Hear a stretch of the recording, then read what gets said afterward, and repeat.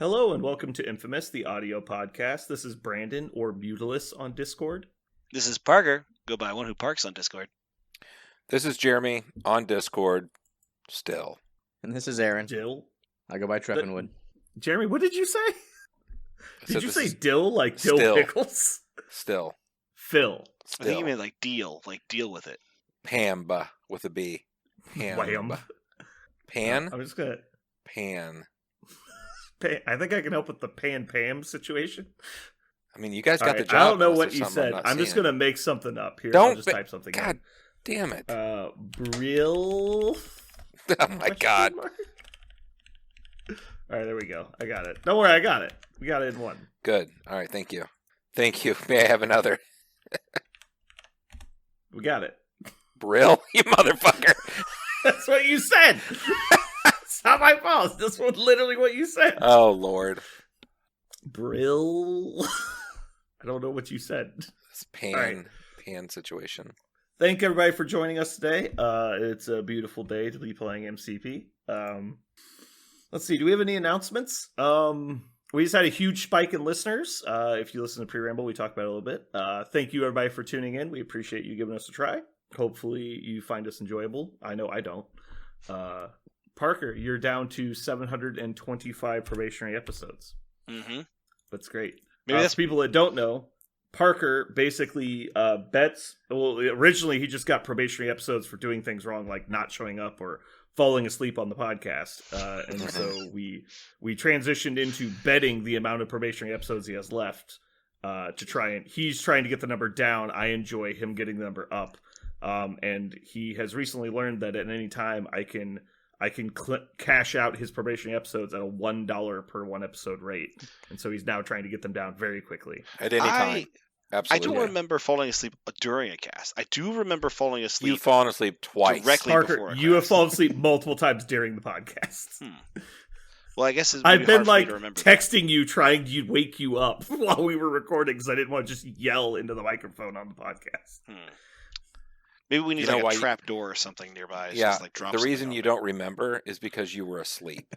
Yeah, that's exactly a good right. reason. It's like, I don't remember you trying to wake me up. Yeah, I know you don't.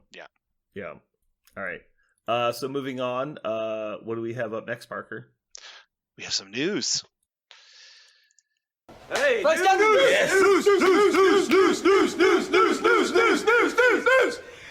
So, big news. Really excited. We found out some cards for our lovely Weapon X models coming out. We know the 6 cards coming out in the box. Some of them are reprints, or one of them is a reprint, and all the others are brand new stuff. So, strap in, everybody. Most of these cards have not just like a lot of text, a plethora of text, a nonsensical amount of text, as in they should have just they could have printed on the back of a card box and just taken like a whole like the box is printed in and just like cut it out and put it in a giant sleeve. Can we It's kind of insane. massively paraphrase this? I Yeah. don't really want to spend an I'm- hour I'm reading gonna cards. try- This I'm gonna is try. ridiculous. Yeah, I'm going to try real Okay. hard. Okay, here we go. Let me just give general guidelines. Don't even try and get rules, right? Yeah. Okay, here you go. So the first one is called Dossier. And Dossier. It's pronounced Dozier. Okay, I wasn't gonna say anything Dozier? about how you pronounced Dozier. it the first time you read it because Dozier. you definitely went Dozier. It's like, so then he goes, "Oh, is it Dossier?" I go, "Yes." So I like how Sounded you weird. caught it. I didn't have to say what you were like. Wait a minute, I've seen this before. Well, I knew it was supposed to not be Dozier. I was making a joke, but I did not recognize it immediately. I don't Yeah. read the word dossier a lot. Right. So it's a Weapon X card, it's reactive, and okay, during a power phase, a bunch of different characters can play it, all the Healy Wolverines. So Logan the Wolverine and Sabretooth Apex Predator or X-23 can play it. Long story short, you give a Dossier token to an opponent's character. They get to choose which character is holding the Dossier. For the rest of the game, any allied Weapon X character, if they're holding the token, if they kill the one that or knock it out of their hands or something, if you have a Weapon X character holding the Dossier, they get movement speed long and add 2 dice to their attack rolls. So it's really cool if you can get it from your opponent and give it to one of your Weapon X guys. It makes them stronger and faster.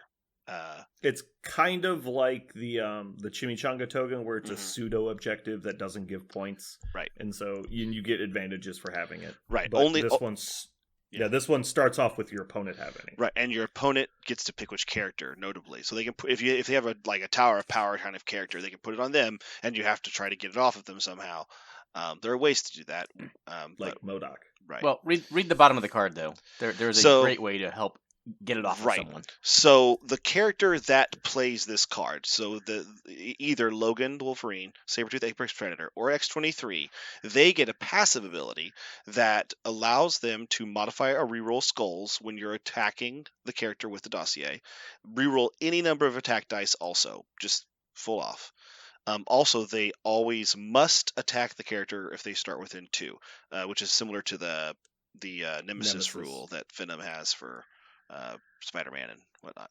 Angry Goblin. Angry Goblin has for Spider-Man, yeah. So basically, the Logan or Sabretooth or X-23 will get full rerolls with skulls, and if they kill the guy with the dossier and pick up the dossier, now they get 2 extra dice of attack rolls and have speed long. Cool. Do we want to give it a trash scale, Mr. Aaron? We always want to give it a trash scale. Mm-hmm. So we're going to give this a 5 on our just -10 to 10. 5 being probably makes your 5. I want to give it higher, but I really think you have to play with it a bunch. And it's either going to be on the outside, and you're never going to take it, or you're going to plan your game around this. And it's too early to tell just based off of reading the card text. The one thing that Brandon and I pointed out is that it creates this is one of those cards that creates a game within a game, because when you give it, when you play it down and your opponent says, okay, well now I have to pick a character to put the dossier on. It does happen during the first power phase. Yeah, So so they already know where your model's they deployed know where your model's deployed. So presumably Logan, Sabretooth, or X-23 are going to be in the middle of the board to try to make better use of it, so you can go get whoever has it. But they could either give it to like a 2-point character and just never engage with them and make Logan or X-23 or Sabretooth come and get them, and might take them way away from the main engagement and lose the game that way. Or they could put on, a big Tower of Power that they say, oh, please let Logan, Sabretooth, or X-23 come feed my Malekith or whatever. I think there's a good chance that this will be heavily influenced by the scenario as well. Like, I don't think you would play this on something like Montesi if they have a 2-point character. Because the 2-point character is going to pick up the back Montesi point and then move backwards and then run to the corner of the table. Because simultaneously denying you the dossier is going to score them victory points. And so I think that's going to be like something you want to actively avoid. Yeah. Because then you've got X-23 running to the corner of the table with no movement economy, trying to get this stupid thing while they're just running away from you the whole time. Yes. On Researcher, however, could be great. Yeah, on Researcher, great. Yeah, because they have to commit. Hammers, they can either pick up the back hammer and run away, in which point you don't have to worry about the hammer doing damage to you, or they come forward with that character. So, like I said, it needs some more testing before I can give it an actual rating. But yeah, another way to look at it is if your opponent, puts the dossier on one of their characters and then takes them functionally out of the rest of the match. That's a really cool card, right? If the card said on the text, your opponent must remove one of your characters functionally from the rest of the game, you're like, oh. Well, but it's not removing one of your characters. It's removing one of your Tactics cards as well, which is a pretty big negative. What I'm saying is, if I could bring a Tactics card affiliated with Weapon X that said for the rest of the game, one of your characters can never get close to or be willing to engage, one of your Weapon X members, I'd go, cool. I will take that card. That sounds fucking fantastic. Except in the situation you just mentioned, right? Where your 2-point character picks up a Montesi and runs, and then you're like, well, then I'm totally fine losing a character and never engaging with them. So yeah. So yeah, this is going to be played a bunch of different ways depending on the game state, right? So there's no way to guarantee how it's going to work. But yeah, I think it has potential. I don't think it's bad. Yeah. All right. What's next? Happy Birthday Runt is a interesting attack that Victor Creed, so the new Sabretooth or Apex Predator or the old Sabretooth, can play. It's a range 3 physical 6 dice attack. It costs Victor 3 power to play. Notably, he may spend 3 power to play this card and immediately makes the attack It does not say it has to be during his activation. Is that correct? Correct. No, it does not. So this is one of the very first attacks we've seen that you just pay 3 power on Victor at any point during your active turn, and he immediately makes this attack. The defending character doesn't benefit from cover. They cannot use reactive superpowers or reactive team cards during the attack. And if for some reason you're attacking a Wolverine, so that's Logan of either kind, the target character drops all objective tokens they're holding, which is just kind of cute. But Does Sabretooth have to play this on his turn? No. No Why is the would he? correct answer. no, yeah. Yeah. This is Did we this- just ask that? Yeah, that's what I said. You could play this anytime, and it Mm-hmm. doesn't take one of his attacks. Right. Just wanted to highlight that it could be on, anyone else's turn, and you could be Mhm. like, oh, Sabretooth's within 3 of this person. They've already activated, and they have 2 health left. It's- I'd like to kill them It's now. yeah, it's just like Weapon X training. It can happen on any one of your turns. It does not have to be during the active character or anything. But it generates an attack, which is unique because there's not a lot of stuff. There's no other card that's active that generates an attack without costing an action, which is really cool. I really like this card. I don't know. I feel like I need to go back and look at new Sabretooth.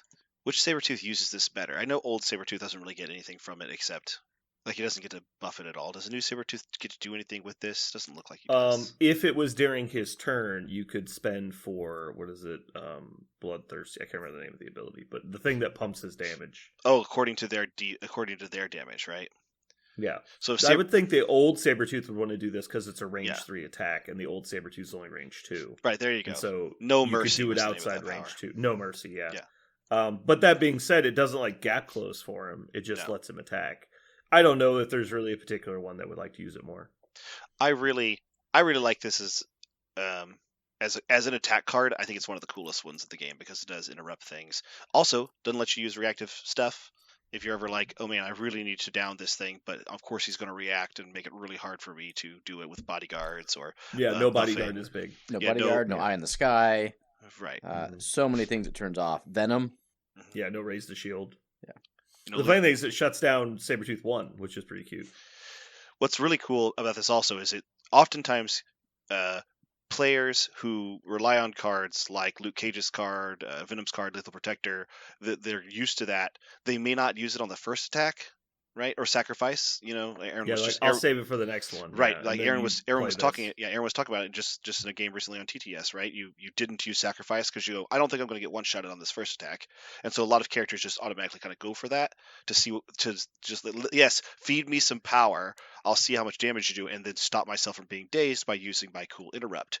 But Sabretooth could, do 4 damage, and then go, okay, happy birthday, Runt.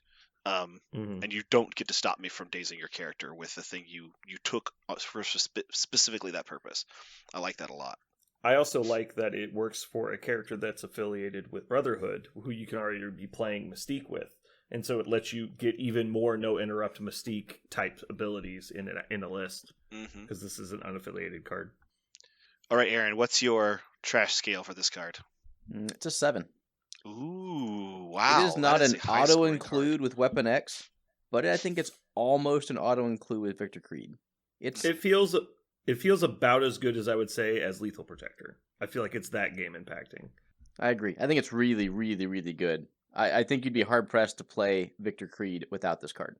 I'm sorry, Jeremy. We've been kind of like running over you the whole time. Is there something you want to say about this? I think they're all You've just been very. quiet. I don't have anything to add that you guys aren't saying. I think they're very Okay. colorful and cool cards, and I think they'll be fun to play. I don't know that they're game breaking in any way. I think they're just fun. I really hope this is the design perspective moving forward for attack cards. Yeah. That they Yep. don't cost actions. So, point of order, there is one other card that does not cost an action, and that's Mental Domination. But it doesn't generate an attack from your character. It does. It generates an attack from the enemy. No. Range It line of doesn't? sight from the enemy, but it's still the Yeah. Jean Grey who. No, the concept of the card is that they're attacking their own people. I understand. That's not It's still- literally what happens, but Yeah. It gives Jean Grey 3 attacks on her turn. How about that? Yeah. Effectively, But is it? I mean, I guess she's counted as being the source of the damage. she is. The only other one I could think of was Cruelty, but it's reactive. What about Heave Ho? Can we get some shout outs for Heave Ho? Yeah. No. That'll not be happening. I'll tell you what. Since you like Heave Ho so much, I'm going to send you all 8 of my Heave Ho cards. Thank you. Yeah. I'll make a necklace. Yeah. So, ready for the next card? Yeah. I was excited about this one.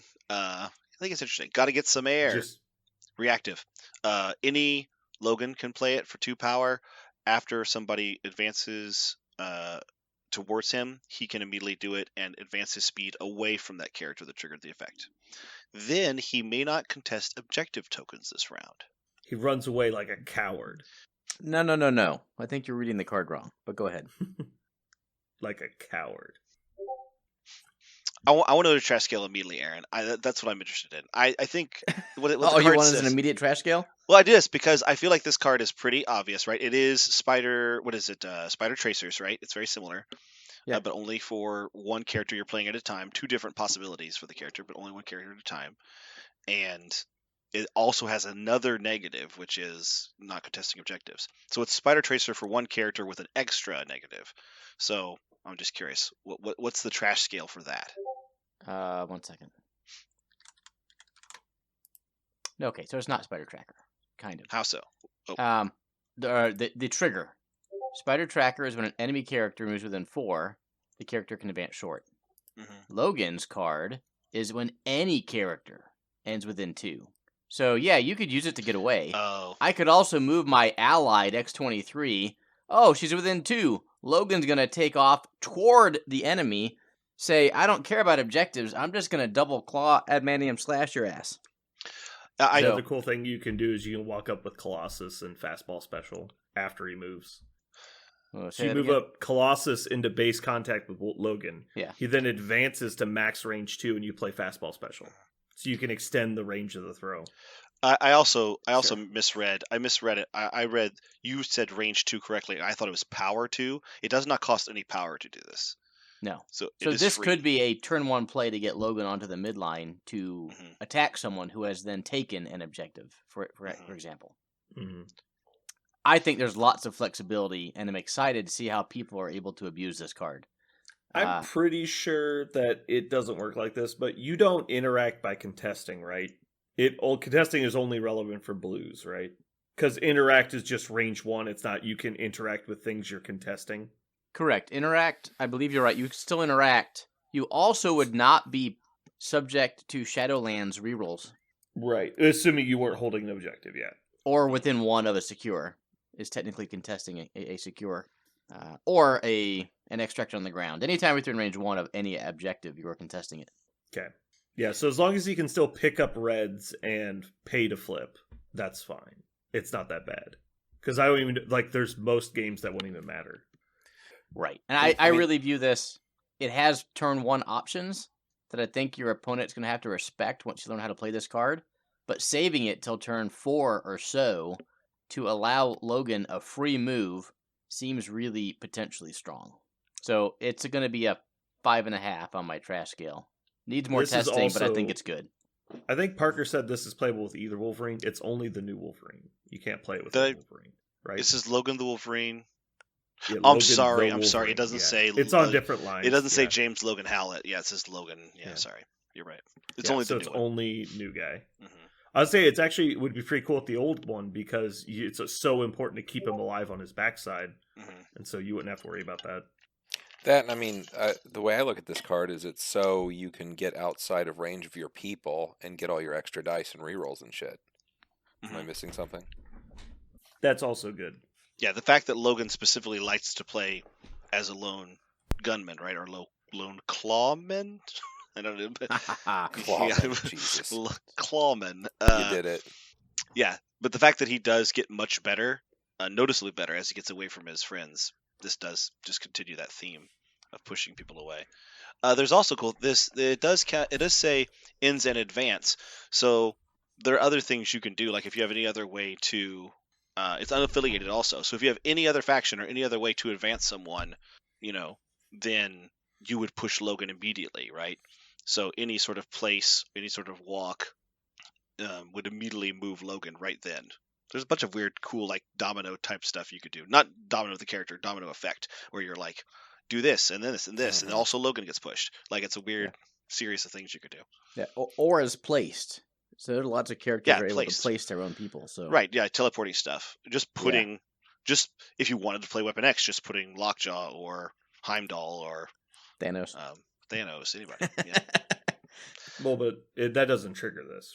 It does. it does because it's a Why? advance or is placed. No, it's not an advance. Advancing is only moving. No, Advanced or a is place. placed. It says. Oh, in I Guardians of I the Air, missed that line. Gotcha. Yeah. It says advance or is placed. So it is.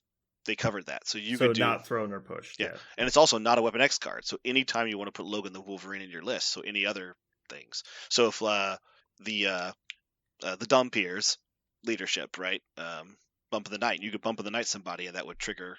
Gotta get some. Yes, it is a place, so it would trigger. Yeah. So I'm gonna hard agree with Brandon, which I normally don't do, but I really like the design concept of these cards. Like these first three we've looked at are all good without being Avengers Assemble level broken, and I really like that. We're about to disagree real hard. I didn't say what I think about this card yet. I do agree that I like the design concept. These cards are written clearly from a like deep game knowledge, like right? Like the fact that it triggers on any character, the fact that it works on advancing and placing, the fact that, you know, they're specifically calling out which characters can use them, like making things that are action efficient. All of that's great. I specifically don't like this card's design concept. I don't like, you know, weird gimmicky stuff. Like I feel like this card is only really good when you're abusing it with something else, and it's not actually good for what it's kind of designed to be, which is just a random relocation, like Spider Tracker. It's not Spider Tracker. This is a gimmick. Like people are only going to play it because there's like turn one plays, I feel like. Which is good. Like that's a powerful effect. I just don't like those types of things. I hard agree with you then. I don't like Yeah. turn one gimmicks. I think this has turn one gimmick potential, but I think the card is better the longer you hold on to it. Maybe. I hope I'm wrong, but I don't think so. Well, isn't there also like if you do want to push, let's say you want to take a character and move them behind Wolverine, I guess they would have to be willing to sacrifice their whole movement to do that on turn one, right? So at least one of their movements, which does happen, right? If you put Wolverine, if you have an E deployment, for example, right? If you have an E deployment, you're like, well, this person doesn't need to move twice. I'll use one of my movements to make Wolverine go forward, you know, short before the game, you know, before anybody else can go. Like that's something you could do. But there's a lot of situations in which you need all of your movement from all of your characters to get up onto the field and won't be willing to sacrifice a tactics card and a character's motion on turn one just to make Wolverine move short. I don't know. I think there'll be a lot of times people will be doing stuff on turn one. Like, there's a lot of 2-point characters that don't really advance, like Wong and people that just hang out in the back. But there's, like we were talking about earlier, Montesi, Hammers, any of those. Like, you walk up, you pick up the thing, and you back up. And so Right. you back up right behind Wolverine. He scooches forward. And then it's just like Malekith, right? Like, I'm just going to sit here and wait until you take the middle, and then I attack you for it. And it's like, okay, great. Well, I mean, if we want to talk about all the characters that can punish you for taking the middle on turn one, that is a really long list. Sure, So- but I would rather see those things go away than more stuff come in, is what I'm saying. I think the wrong amount is, like, we're getting more punish middle taking, and I'd like to see less punish middle taking. Because it always seems to advantage the person with priority. Come again? How is that? Just help me. I'm not telling you wrong. I'm asking, how does the person with priority get advantaged for having somebody who can kill somebody on the middle plane? The taller lists usually get advantaged for it. And so it's not the turn 1 priority, it's the turn 2 priority person. Oh, And so, like, now the I see. Malekith player Yes, is going okay. to get to punish whoever takes the middle and then go first next turn. That's what I meant. That's I don't what you know if I didn't Okay. explain that very well. No, I get it now. That makes sense. You didn't mean priority. Who won the Right. roll? It's not the die roll winner, but effectively, right. like, it means that you don't even care if you lose the initial roll. It only matters that you have the tallest list. hmm Right. So, are we ready for another card? Yep, let's go. Exceptional Healing got reprinted. Also, Cool. So here is the, quote unquote leadership. It is a leadership ability for it's called Are You Sure You Want to Remember? It's a Weapon X reactive leadership. After deployment, you can put it on any Laura Kinney, if they ever make another one, and any James Logan Hallett, so any Wolverine.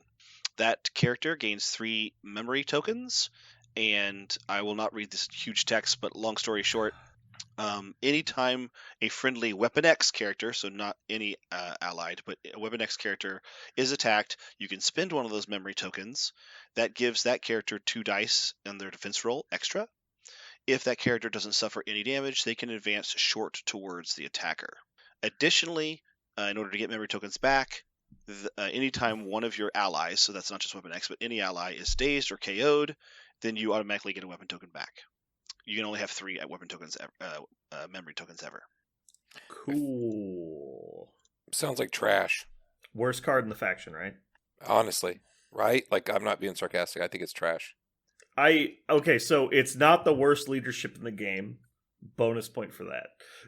It definitely, so not being hyperbolic, I think it's not good because I don't respect defense dice. Like, they're just so unreliable. Now, that being said, on a faction that has fairly deep health pools and healing, it's definitely more valuable than most. Jeremy, you look confused. No, I'm just trying to think how many times you would use this in a game. What, like 6?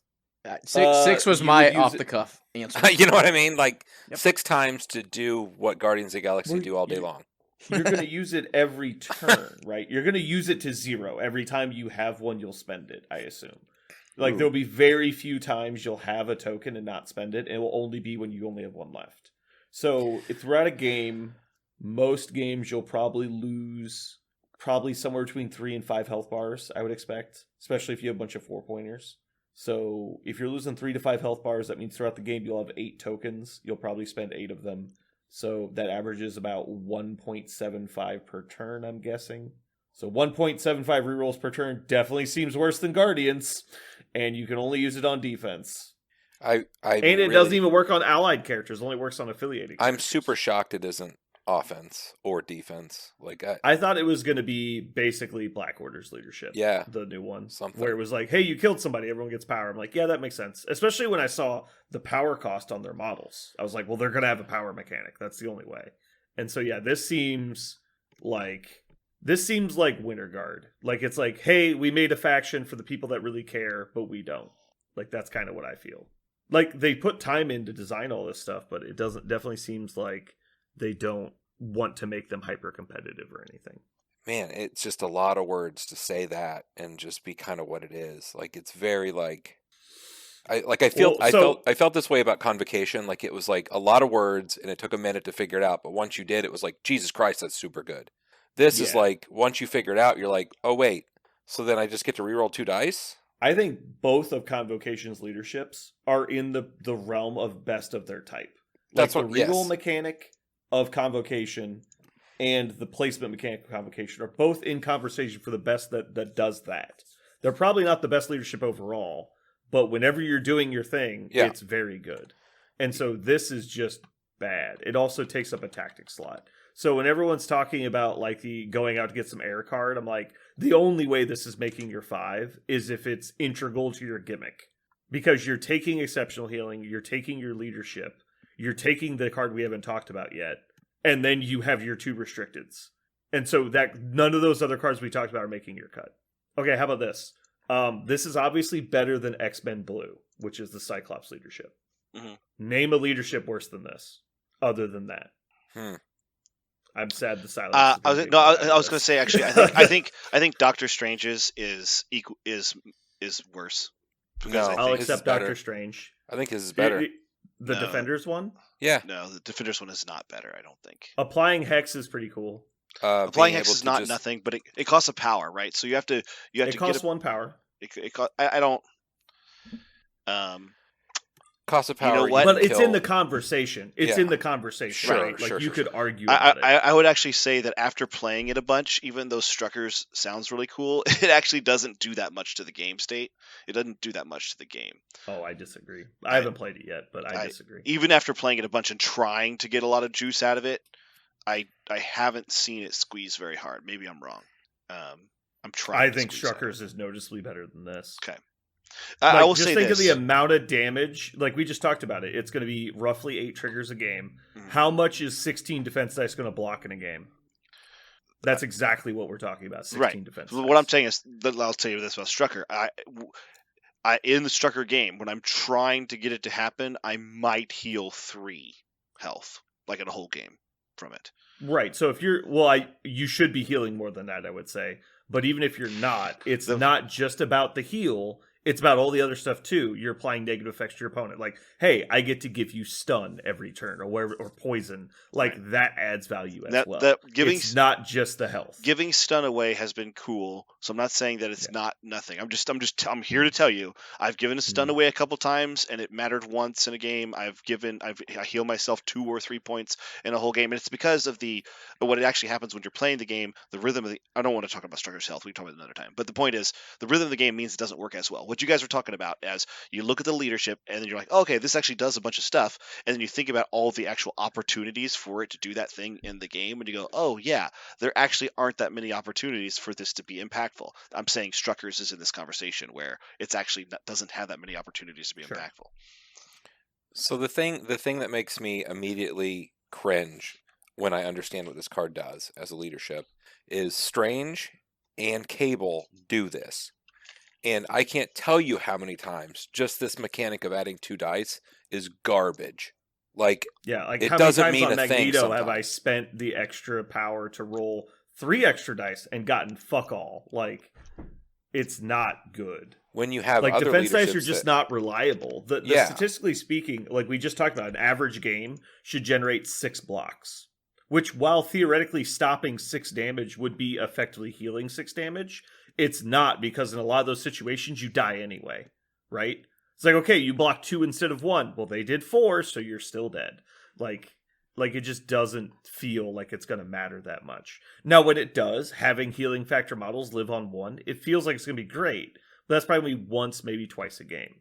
And so, like, as a tactics card, I would just rather play Inspiring Monologue, like, or Recal. Mm-hmm. Like, that actually feels better. Yeah, because Inspiring Monologue makes people actually go, I'm never going to attack this person, because it's statistically a lot better in 1 turn. So obviously you're talking about the length of a game is more helpful. But yeah, I don't know, man. And the fact that you can only help like specific models, and we don't currently know who's going to be allied. Yeah, so true. That might, if it's a long list of characters, that will matter less. But I feel like it's going to be like 5. It's going to be the 2 Wolverines, the 2 Sabretooths, X-23, and Honey Badger. That's 6. Deadpool. Maybe Deadpool, 7. And Black Cat, she's in everything. Yeah, well, Voodoo will be there. That makes sense too, right? Fuck me. Malekith will be affiliated for fuck all reason too. Probably. Like, whatever. Cat's got claws. Cat's got claws, disagreeing, this is the bottom 5 leaderships. I'll give you bottom 5. Okay, how about bottom 3?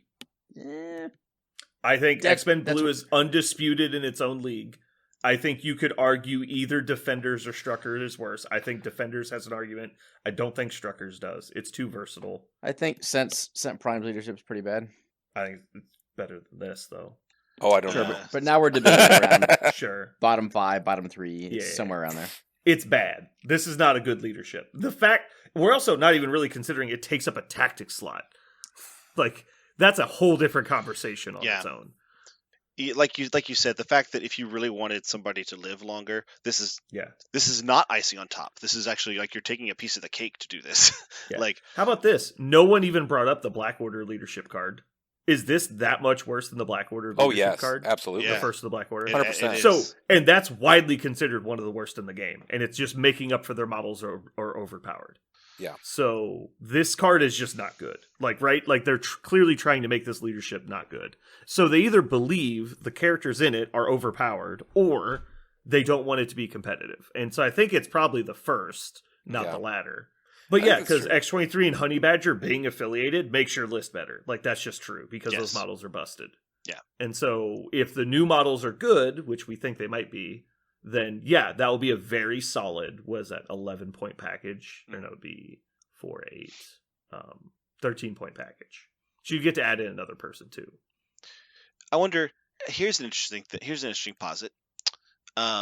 If we've kind of agreed that there's some leaderships that are so bad as to be ineffectual, right? As to be like, why even bother?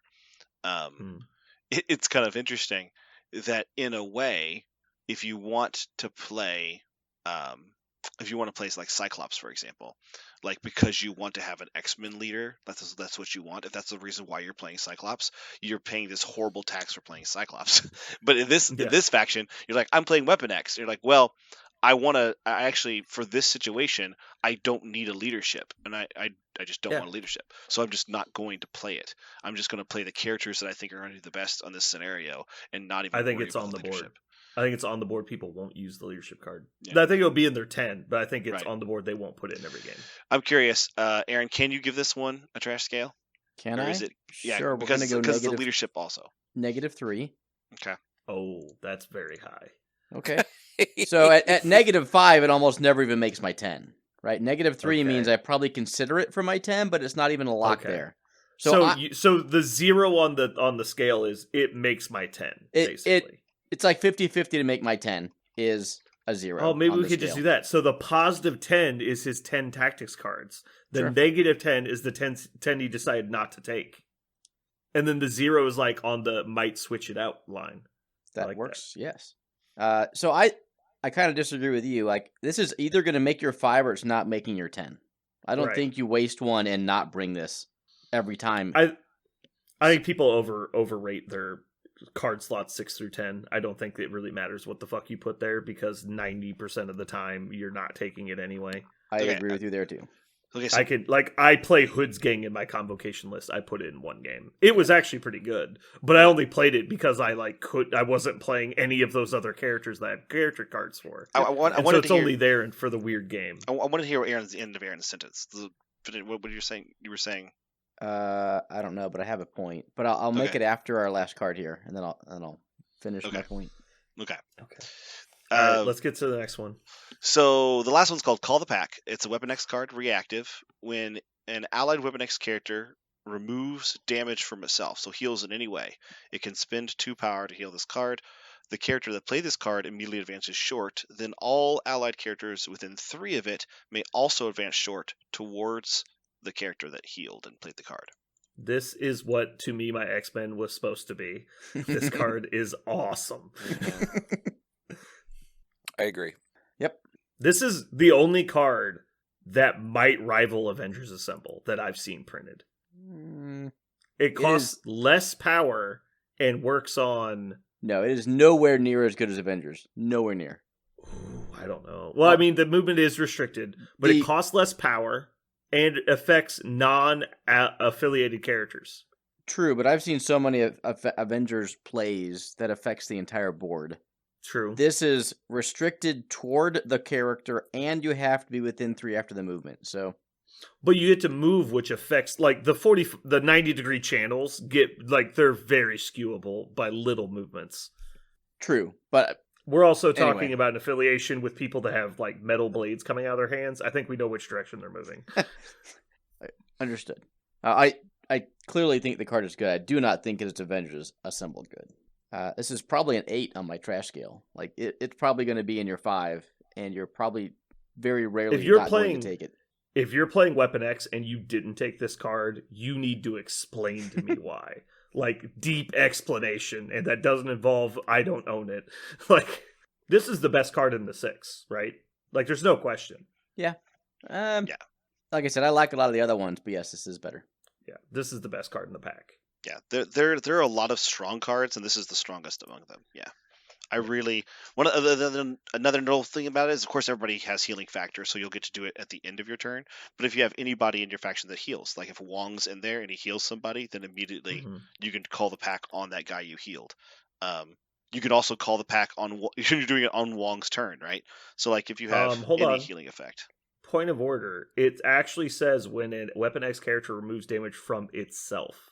Does that mean it needs to be the one controlling the effect? Yeah, so that's exactly healing factor then, right? Yes. I mean, you could patch up. No, you couldn't patch up. Can't patch up yourself. Medpack's gone.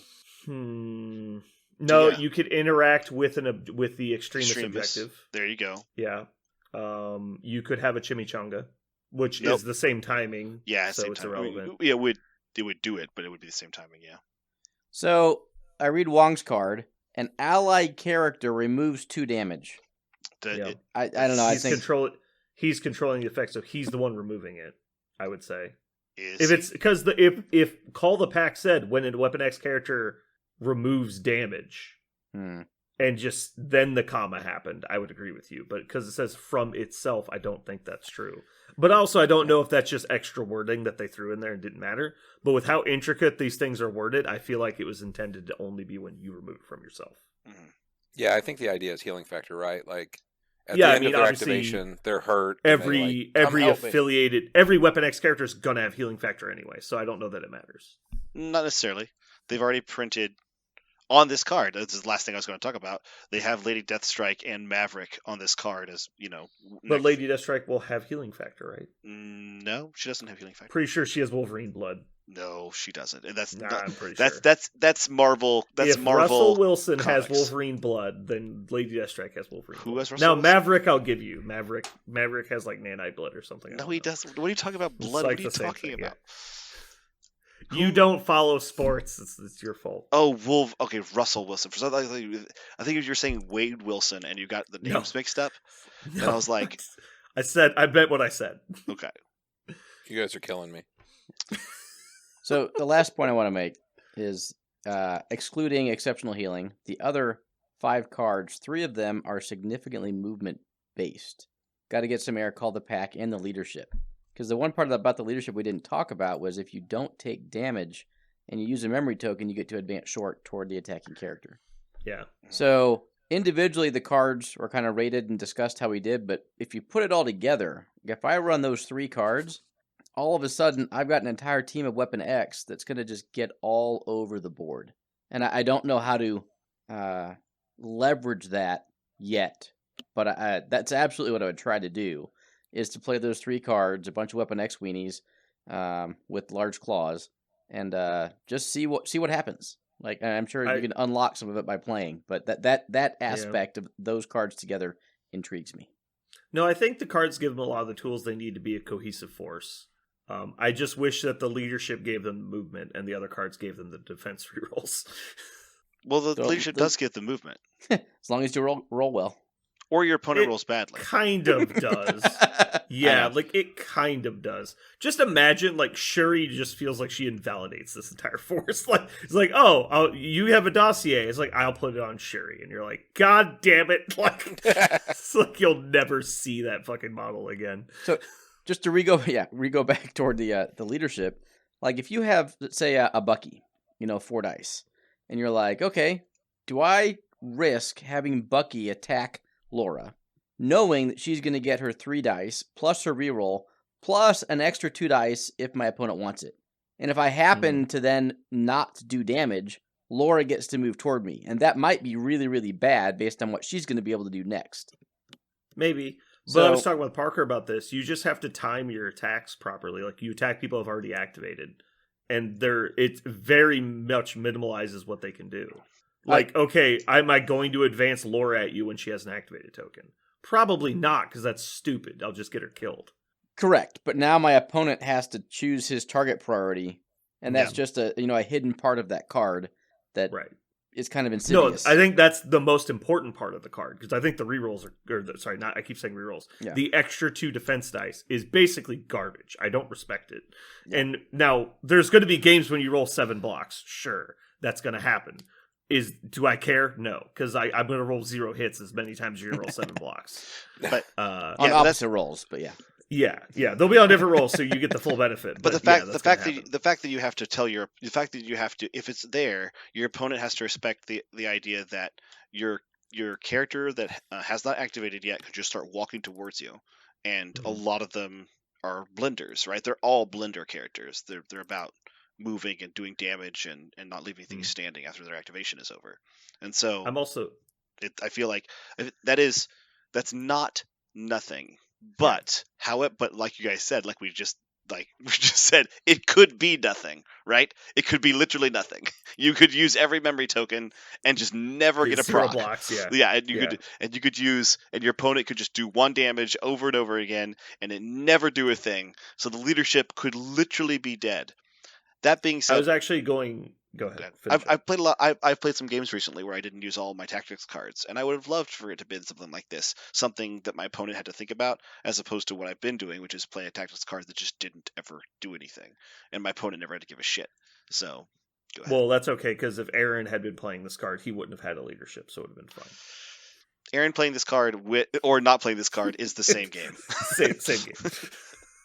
I feel so I don't want to like imply that people that play Stabby Boys are not good players or anything, but it is a leadership that has a floor as a skill floor, because just like your opponent can attack the wrong models and trigger aggressive at bad times, which is I think actually more unlikely to happen than you actually get the blocks and trigger the aggressive because you're overly aggressive yourself and move your model into a bad spot. I think that's just as likely as your opponent makes the mistake. And so I think that's not worth not noting here, is that you can get yourself in trouble by triggering the aggressive at the wrong time. Yeah. And I think someone like Bucky is perfect to try and do that. Because like you're shooting them at range 5, they get overly aggressive and think, oh, now I can go get you. But you're at range 5, so you moving short just means you're at range 4 and you still can't do anything. If Bucky's shooting you, you're already dead. Yeah, that's fact. I mean, he's you're already...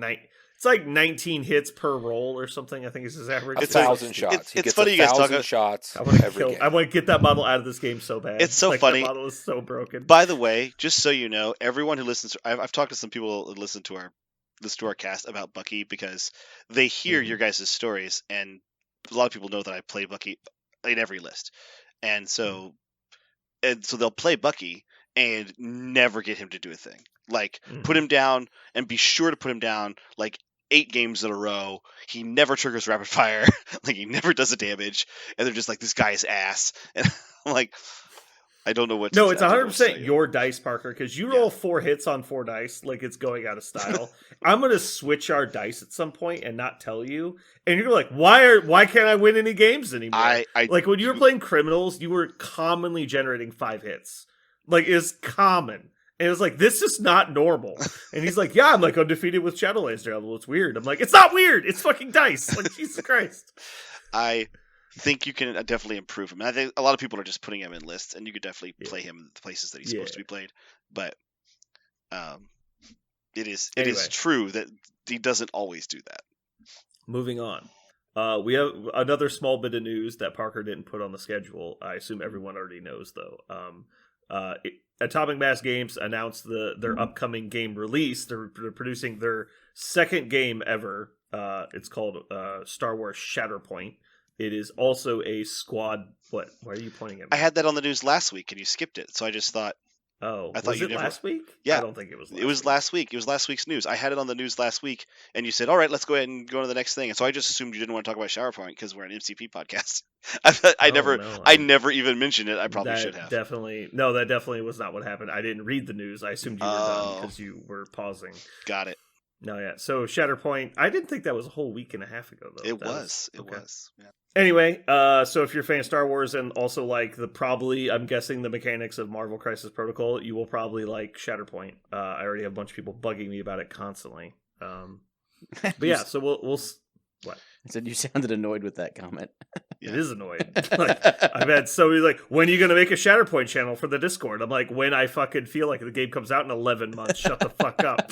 Like, it's like, Jesus Christ. It's like, can't you just go onto the internet forums and complain about Star Wars like everybody else? Like, why do you got to do it on my fucking Discord channel? You might remember, Brandon, my last week's Comic Corner was in honor of Shatterpoint. It was I know. Yeah. I noticed that. Yeah. Shatterpoint is is it weird? I think we talked about this. That we did talk about this. Yeah, I don't know if this is a good. I love that I already know what you're gonna say. Oh, okay. And you have zero information at this point. Yeah. I know exactly. Do you not want me to talk about how I think it's better to not have that conversation in the main cast. Okay, let's do this. Save it. Remind me later. Post ramble, folks. You wait for hot takes.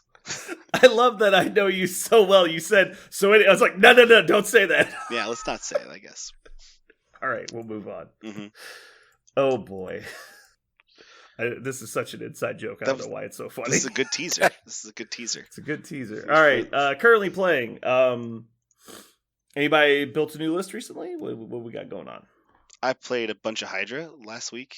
We had the awesome weekend, the Geekery's 8-year anniversary, right? 8-year anniversary this last Saturday. Yep. So I went and played Hydra a bunch of times, and like I mentioned before, one of the things I found out is that I really like Strucker. He's a great character. Like, he's really good. But his leadership is less effectual than I thought it was going to be. I thought it was going to be like this really cornerstone awesomeness. It's just it's window dressing. It's not the main reason you take him. He himself is like, his stats are too big, and his ability to heal himself is better than Venom's. Like, I was easily healing like triple his health over the course of a game for a 3-point character. The guy is ridiculously hard. You have to one-shot him. You have to. Or one round him, right? One activation him, or he just comes back and you have to do it again. So that's something I've learned about Strucker. I also learned that I always play Red Skull in the faction because he's too much of a value, and he is a monster. I also found out that Zola is a lot more disappointing than I thought he would be. I thought he'd be really awesome and effectual. As it turns out, if you build a Shuri that moves short with range 4 that doesn't push anybody, it's not enough. Like, it's just it's just not enough. Yeah, I played against Zola for the first time, and I was like, oh man, this guy's gonna wreck me, and then he literally did like nothing. I was like, oh, I was expecting a lot more from the giant robot guy. Yep. And his card, you think it'd be really cool? It didn't do much. It just meh. I would have thought Scientific Method would have been worth at least half a point, if not a full point of threat.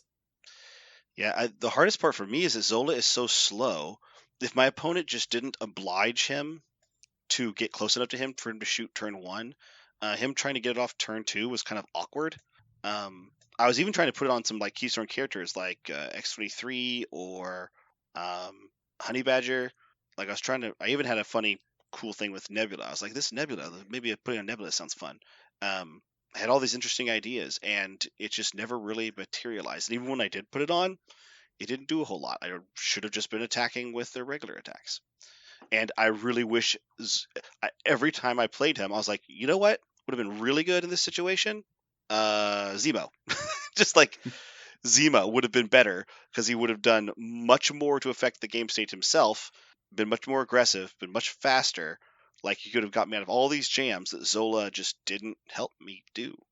Yeah, I got all my Hydra put together, and I'm excited to get Zemo back on the table, because I haven't played with Zemo in a long time. Yeah. So, I'm not saying Zola is bad. I don't think he is bad. It just felt like way behind the curve compared to Strucker, Red Skull, and Zemo. Just felt like way behind them. But okay. Let's see. I haven't played any more games since Warfare, but I'm excited to. I got all my stuff pulled out today, and I'm gonna come to the store with all my stuff tomorrow. Try and get some games in. I'm tinkering with my list a little bit. I haven't made any hard decisions, but I've got some new anti-Malekith tech that I've been working on, and also I want to play Cabal and Hydra together because I think it looks fun. Because I was planning on doing that for a while now. Now that Warfare's over, I don't need to stick to one list. Anybody else? Man, I've played a ton of games in the last few days. I wasn't really putting it together, but I played Thursday, Friday, Saturday, and Monday. Nice. Whoa. Yeah, so War Machine week or Warfare weekend, I kind of got inspired. I played some fun games, played different games, whatever, but I didn't win as much as I had hoped or thought I could. So I spent a lot of time playing a bunch of games the last few days. And I was right. I should have just stuck with the main list. It's just fine. The list is fine. I'm fine. Could have won plenty. But then Monday I switched it up, and I played some Spider Foes. And man, they were so much fun. They have so many crazy ass cards and crazy things they do. It's like, oh, you're moving here. This explodes. This guy goes off, and also you move short. I'm like, holy shit. Yeah. And there's also enough characters that not playing 3 characters is amazing in its own way. It's been so long since I've played like that. But yeah, man, just tons of fun playing different stuff. Spider Foes were cool. I'll probably stick with them for a minute. I legitimately think Spider Foes is the best kept secret in Marvel. Like that they're so fun to play, and they play so different than everybody else. they work like they put the game completely on its head because they're just so good at what they do. You can break the conventional construct of how a list is supposed to work. I was playing Goblin, and I played Spider Foes a long time ago before I was playing a bunch of games, and I struggled playing him. This time I was playing him, and I was like, holy shit, he's got hit and run? I'm like, you're never going to fuck with me unless I let you. So, man, he was just doing so much work, and then he got on his backside, and he basically killed the entire army. Like, he just went ape shit on everybody. If you can get good enough with the timing to where you know when he's going to get dazed, and so you can set up that next turn to where he doesn't immediately die and you don't lose priority. Yes. Oh man, he's so dangerous. Yep. Yeah, I had a lot of fun. I'm going to stick with it for a bit. We'll see. Aaron, you got anything new for us? I played 3 games over the past week with X-Men Red. That's with Red Skull 2. I think it's a really strong list. 2 wins and a loss in the 3 games. Nothing special to report other than it's probably good. So is Red Skull the next Boogeyman? Like, that motherfucker I think he's really good. is really He's strong. just so consistent, right? Because the blanks make him so hard to like whiff. He's kind of like Corvus in that respect. That it's like it's so hard to roll bad with him. Well, the other problem with him is he's got easily a 2-point character that comes with him. An unkillable, like not zero offensive model that contests blues, and you're just like, so he is not a 5-point character. He's more like a 3-point character, but he has freaking Corvus level offense in terms of like reliability. That's so efficient. If you have the ability to spend 5 points in the game, it's hard to not pick Red Skull. It's really hard. It's a lot of stats and effectiveness for 5 points. Yeah. I think all the grunt characters are just way too strong. I think they should all basically go on the Electra. Like the grunts are just Electra. too good. Electra doesn't exist in the game, so it doesn't matter. Like We do not speak of Electra in this dungeon. Electra could be 2 points and no one would play her. You said the like that's how bad she is. You said the statement. The grunt characters. Yeah. Grunt. Oh yeah. No, I think just the grunt mechanic is worth like 2 points to me. Like that's so much. It's like Bob. Like it's literally Bob for free. It's better than Bob. It's better than Bob in all. They're healthy. Now Bob has the massive attack that the other ones don't have, and so I give him about a coin flip because Bob's about as hard to get rid of as grunts. But Bob is always dazed. Almost right, always. Yeah, but he never does anything, right? And so the grunt character gets to do stuff. Right. Yep. The dumb thing that that specifically Red Skulls is it's always healthy and it contests blues. That's the thing. In my opinion, the other grunts were just good. The Nick Fury one was kind of toxic because of the the stalemate. Because the game comes down to priority with extracts, and they just win that. Right. So that's I don't like it because of that specific interaction. However, this one, like this grunt, just like your opponent. The funny thing is, your opponent can just kill him every turn. Like he can do this, but it's just infinite value. It doesn't matter because you don't care if he dies, is where with like all the other grunts, they can only pick up extracts, and so them dying actually means you lose the extract a lot of the time. Right. Obviously not with Nick Fury because you place it back and then they pick it up for free, but it's super annoying because you just infinitely get to contest a secure, and you basically just have an extra model forever until you kill Red Skull.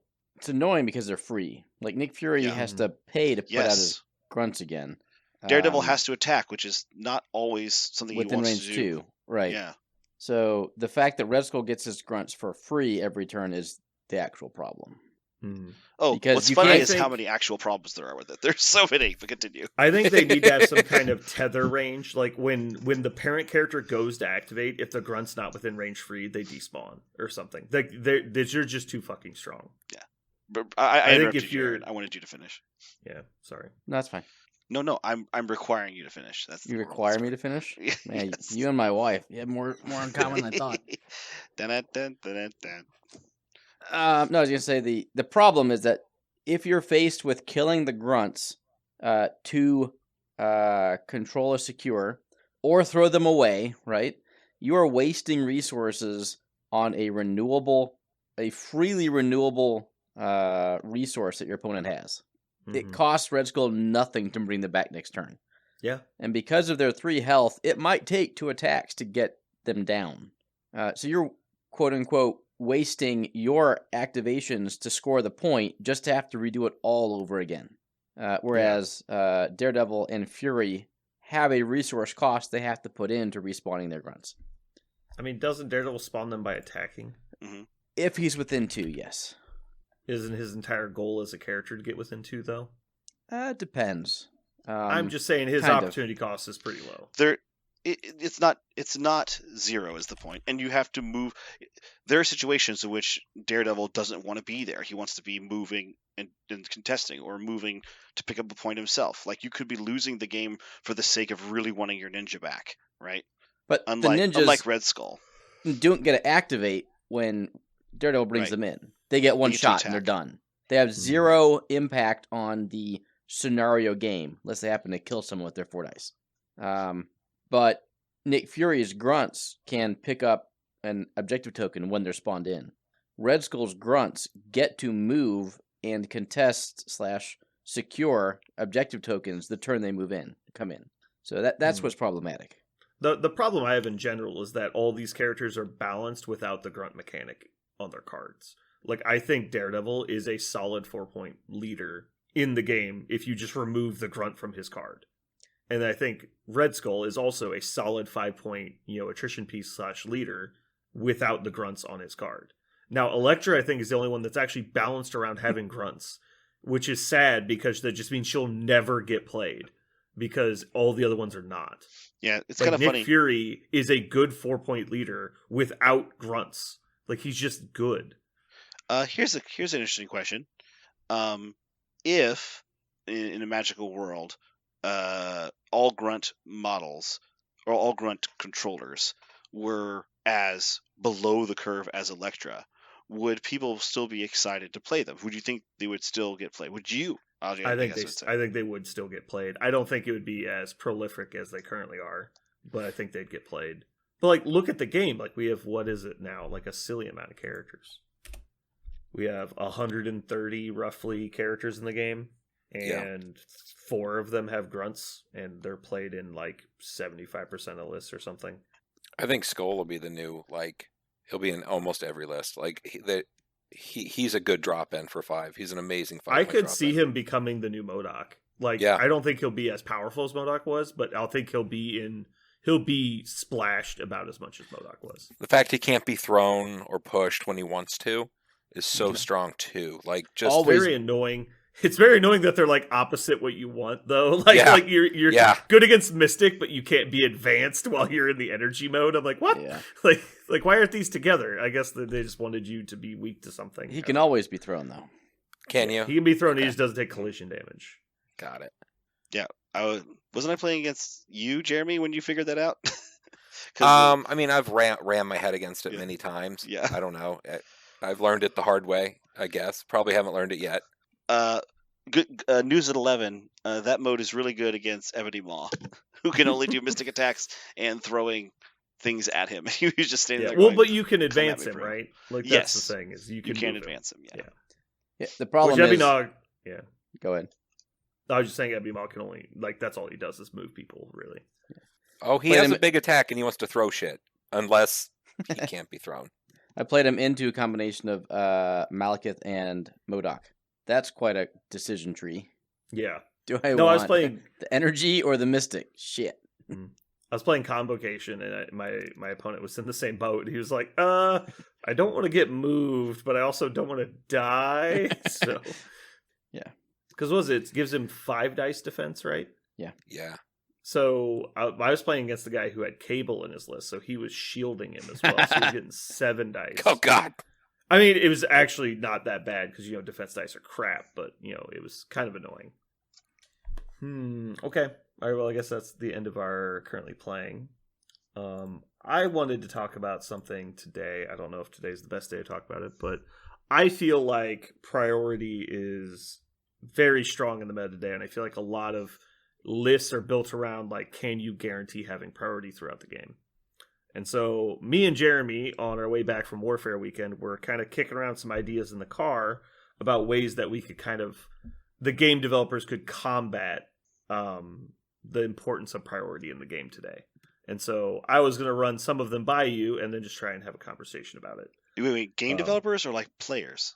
Developers. So this is not anything we have control over, but these are just like hypothetical solutions to the issue, and just to kind of get some interesting discussion going, because not that we are going to affect the developers. I don't think that's what's going to happen, but it helps me understand where other people feel the importance of priority is in the game. And so if you think that my ideas are way too far, then I know that we're not in the same place on how important priority is. If that makes sense. I would also like to, like, I don't know when we do this, but I'd also like to mention too, specifically newer players. But I want to and how priority matters, because I think it's a really different game depending upon your level of experience. But I'm going to let you give your presentation. No, that's fine. We can go ahead and touch on that right now. The thing that I feel for priority is you have complete control over the game almost, I feel like. So in specifically the later turns, obviously you get to leverage taking out important models. So like if I have a Malekith, which is one of the bigger abusers right now, I can dump my Malekith into somebody on the first start of a turn, potentially daze them, and without field dressing in the meta anymore, that we go to the next turn. If I keep priority after dazing one of your guys, I just kill him before he ever gets to do anything. So you never get the opportunity to swing back, which is one of the biggest rubber band mechanics in the game. It's supposed to balance these large models, is that you'll dump damage into somebody, daze them, and then they'll get their swing back turn and level the playing field. Well, that never happens when one person has priority for the entire game. And so the whole point was that when you get somebody dazed, you're losing priority because you've taken an activation away from them. And that was supposed to be one of the balancing factors. But when you have 3 models versus 5, that will never happen.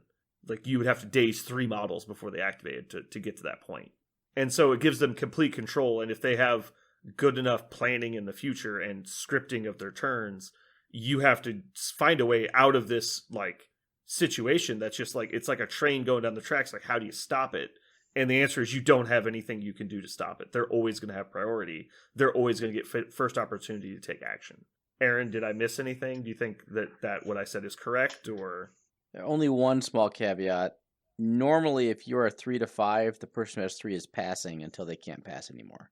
Correct. At which point, if they then daze a model who hasn't yet activated, they could give you priority by doing such. That's true. However, go ahead. Passing primarily happens in the earlier turns as well, though. Yep. Like, when you're in the thick of it, it's less important. Okay, so I'm not prepped for this topic at all, but I do have interesting is the wrong word. I have thoughts. I strongly agree. If you were to make the statement that there is no mechanic more important to the game than priority, it is potentially overbalanced. Having said that, if you go first with Malekith, you can absolutely annihilate, like you said, a model, a key model. You know, I had my Red Skull 2 decimated, never got to make an attack. For as good as this new model is, he never made an attack because Malekith killed him top of 2 and then top of 3 before he could activate, because the opponent kept priority. That's the kind of stuff I'm talking about. Not to mention, like, the priority roll. Like, if it's getting to the point where people are trying to weaponize priority to where you come to the table with building a list that you're gonna have the lowest model count possible for your point total. So like, people bringing 3 models at 18 points because they desperately want to have priority.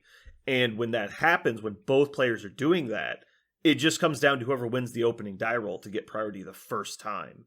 And once that happens, you'll just sit on it the entire game and never give it back. And so that means you're going to get first opportunity to take extracts, first opportunity to make attacks every round, first opportunity to move out of danger before your opponent can attack you. Like, all of these things are so important. I firmly agree. If you listen to a lot of high-level players on TTS when they get their cuts and everything, they'll talk about how many models they wanted to bring into the match as their probably step 1 analysis. Okay, I'm playing an 18 threat. I think my opponent's going to play X. I want priority, or I don't want priority. Therefore, I will bring Y number of models.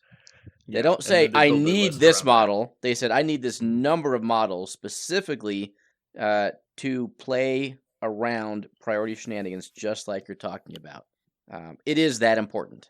The decision of how many models to bring is more important than which models those are. Yeah. Okay, so some things we thought about in the car ride back. We were just spitballing, and so I'd like to expand upon this. The first options we have here are tactics cards form. So these are generic tactics cards you put in the game that would just exist that everyone would have access to. So the problem being that if they were good enough to manipulate this effect, probably everyone would have them. So you'd have to deal with both people trying to play the card. The first one is it's a tactics card, basically like All According to Plan, that's just generic so anyone can play it. So that's the simplest because the form already exists. The second one we came up with was one that forcibly activated one of your models for some effect. And so, like, let's say active card costs 5. This character removes 2 damage and gains an activated token. And so you could forcibly activate one of your models when you're in a tie situation to basically give up a turn. And then you'd either activate somebody else or be done. And then it would go to them and you would have cheated an activation to get under the line. But the important thing being that the model that gains the activated token would effectively do nothing. And so you'd be giving up that activation to gain priority. But you could do it on somebody cheap, but if you're playing a cheap model, then you're generally more wide. And so you're already not trying to get priority very often. What do you guys think? Terrible? Dumb? Already exists in the game? Kind of. The All According to Plan does. There isn't one that activates your own model. Follow Me does the same thing with priority. It does. So right. I'll go back to the game. That lets you... Yeah, the game I had with my Red Skull into a very tall Malist, killed my Red Skull, and I'm like, that's okay. I've got Follow Me, and that is why Follow Me is in my list, is so I can use it to steal priority. It's not to do damage. Yeah. My fucking opponent has Follow Me too, so he just counters my Follow Me with his Follow Me, and I'm back to losing priority again. So exactly. Yeah. But yeah, so Follow Me is great for stealing priority. Cost 6 power, but yeah, it already exists. The other one I was thinking was a tactics card that, like All According to Plan, steals the priority from your opponent, but you would have to play it when you don't have priority. So you couldn't just immediately counter it by playing it against the same person. You'd have to start the turn without priority. You could play it, you get priority, and it costs, like, let's say, a small amount of power, like 2 power or something. But then on the next round, it automatically gives it back to your opponent. So you get priority for exactly 1 round. And that would be a lower cost one, so you wouldn't have to have this massive investment like Follow Me, where it's 6 power on one model, which is hard to get to some turns. So my question with what I think is a joint understanding of how important priority is, if we make a tactics card that is ubiquitous, isn't it just going to be in everyone's list?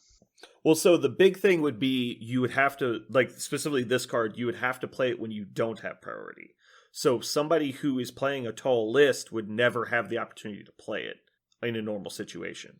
Because if you go to play it against them, they can't immediately play it on you because they didn't start the turn without priority. And the next turn, they're getting it back anyway in this example. So it would be worthless to take with, like, a Malekith list. Right. So it's just basically... It would only be valuable for a go-wide roster like Avengers or something. And Avengers might be a bad example because they tend to play kind of tall nowadays. But, like... I don't know, let's pick, I don't know. Fuck. I can't think of any go-wides at the moment. I don't know why I'm blanking. Guardians. Yeah, Guardians usually take like 5, yeah. Guardians, Spider Foes, stuff like that. Maybe Web Warriors. And so something like that, like, is like, hey, I only want priority once. And so this card will just keep my opponent... Like when your character gets dazed early, and you're like, man, he's going to get KO'd next turn. Well, you could play this card and guarantee your activation of, like, Amazing Spider-Man gets his injured side guaranteed one time. So it lets you actually do what the game was designed for. So All According to Plan? It's kind of like All According to Plan, yeah. It's exactly like that with what you described. Generally, yeah, but All According to Plan isn't require you to play a wide roster. It doesn't require you to... but the big thing is you guaranteed give it back to them, which isn't always the case for All According to Plan. And it costs 10 power. That would be the other thing. It wouldn't be as monolithic expensive as All According to Plan. I guess All According to Plan requires you have to be very strategic. You have to know everything you're going to do to try to make sure to have 10 power, unless your opponent's very obliging and gives you 10 power. Sure. So if you're using it strategically, you have to be very, very, very aware that it's what you're trying to do. It's not. Go ahead. A generic 2-cost, all according to plan, would have the impact of nerfing tall lists, like the three wide at 18, Mal stuff. Mm-hmm. I wanted, my gut reaction is I approve, but I'm wondering if that's just my personal play style. There's another card. What about this one? What is maybe is it possible to play something like a let's say you can only play this on a injured character if they would receive lethal damage, prevent that damage, they now have 1 health left and cannot like and it cannot be damaged for the rest of the turn, right? So the idea is your opponent can still totally wreck one of your characters, but that character will get their second activation. Because we're talking about one of the biggest problems with this is with this scenario is that you functionally say, I'm playing a list that can make sure over 2 turns that one of their characters will disappear from the game, because that's what I'm doing. So so you're saying you just want this card to prevent you from getting killed before you had a turn, yes, right? Yeah, but yes. So what if the card basically said you get Bob's rule, to where if you get KO'd before you have an activated token, instead you're just dazed again? No, and it just keeps happening until you get to activate. No, because as soon as you use the card once, then your opponent just does it again the next turn, which still you never get to activate your character. No, that's what I'm saying. Is it would basically give you Bob's rule, where if you would be KO'd and you don't have an activated token, you're instead just dazed, and it just keeps happening until you. It's like a buff, like a permanent buff to the character. Yeah, it's like a token. Like you put this token on the model until it gives them the butt house superpower, basically. Right. I don't. But you have to play it on an injured model. I don't. Maybe I'd have to sit and stare at it, but I feel like that one's opening a can of worms for like. Oh, sure. Like we'd have to look at this is not something that's getting printed right away. This is just a hypothetical. Also that also restricts a lot of character building space from now on, right? Too, because you have to be like, okay, can we ever build a character that somehow cheats the shit out of this? We're talking about one activation. No, I'm talking about one activation. We're talking about Ronin, for example, letting Ronin always hit somebody with his big spender every single turn because you could never actually kill him. That's abusable, right? I don't know how much I like that version of the card. I thought what I'm thinking is you don't get a dazed token. You just that character can receive no damage, no damage from enemy effects, and that's it. This turn, the character cannot receive any damage from enemy effects. And they just that seems way better to me. Like you're just invulnerable for a round.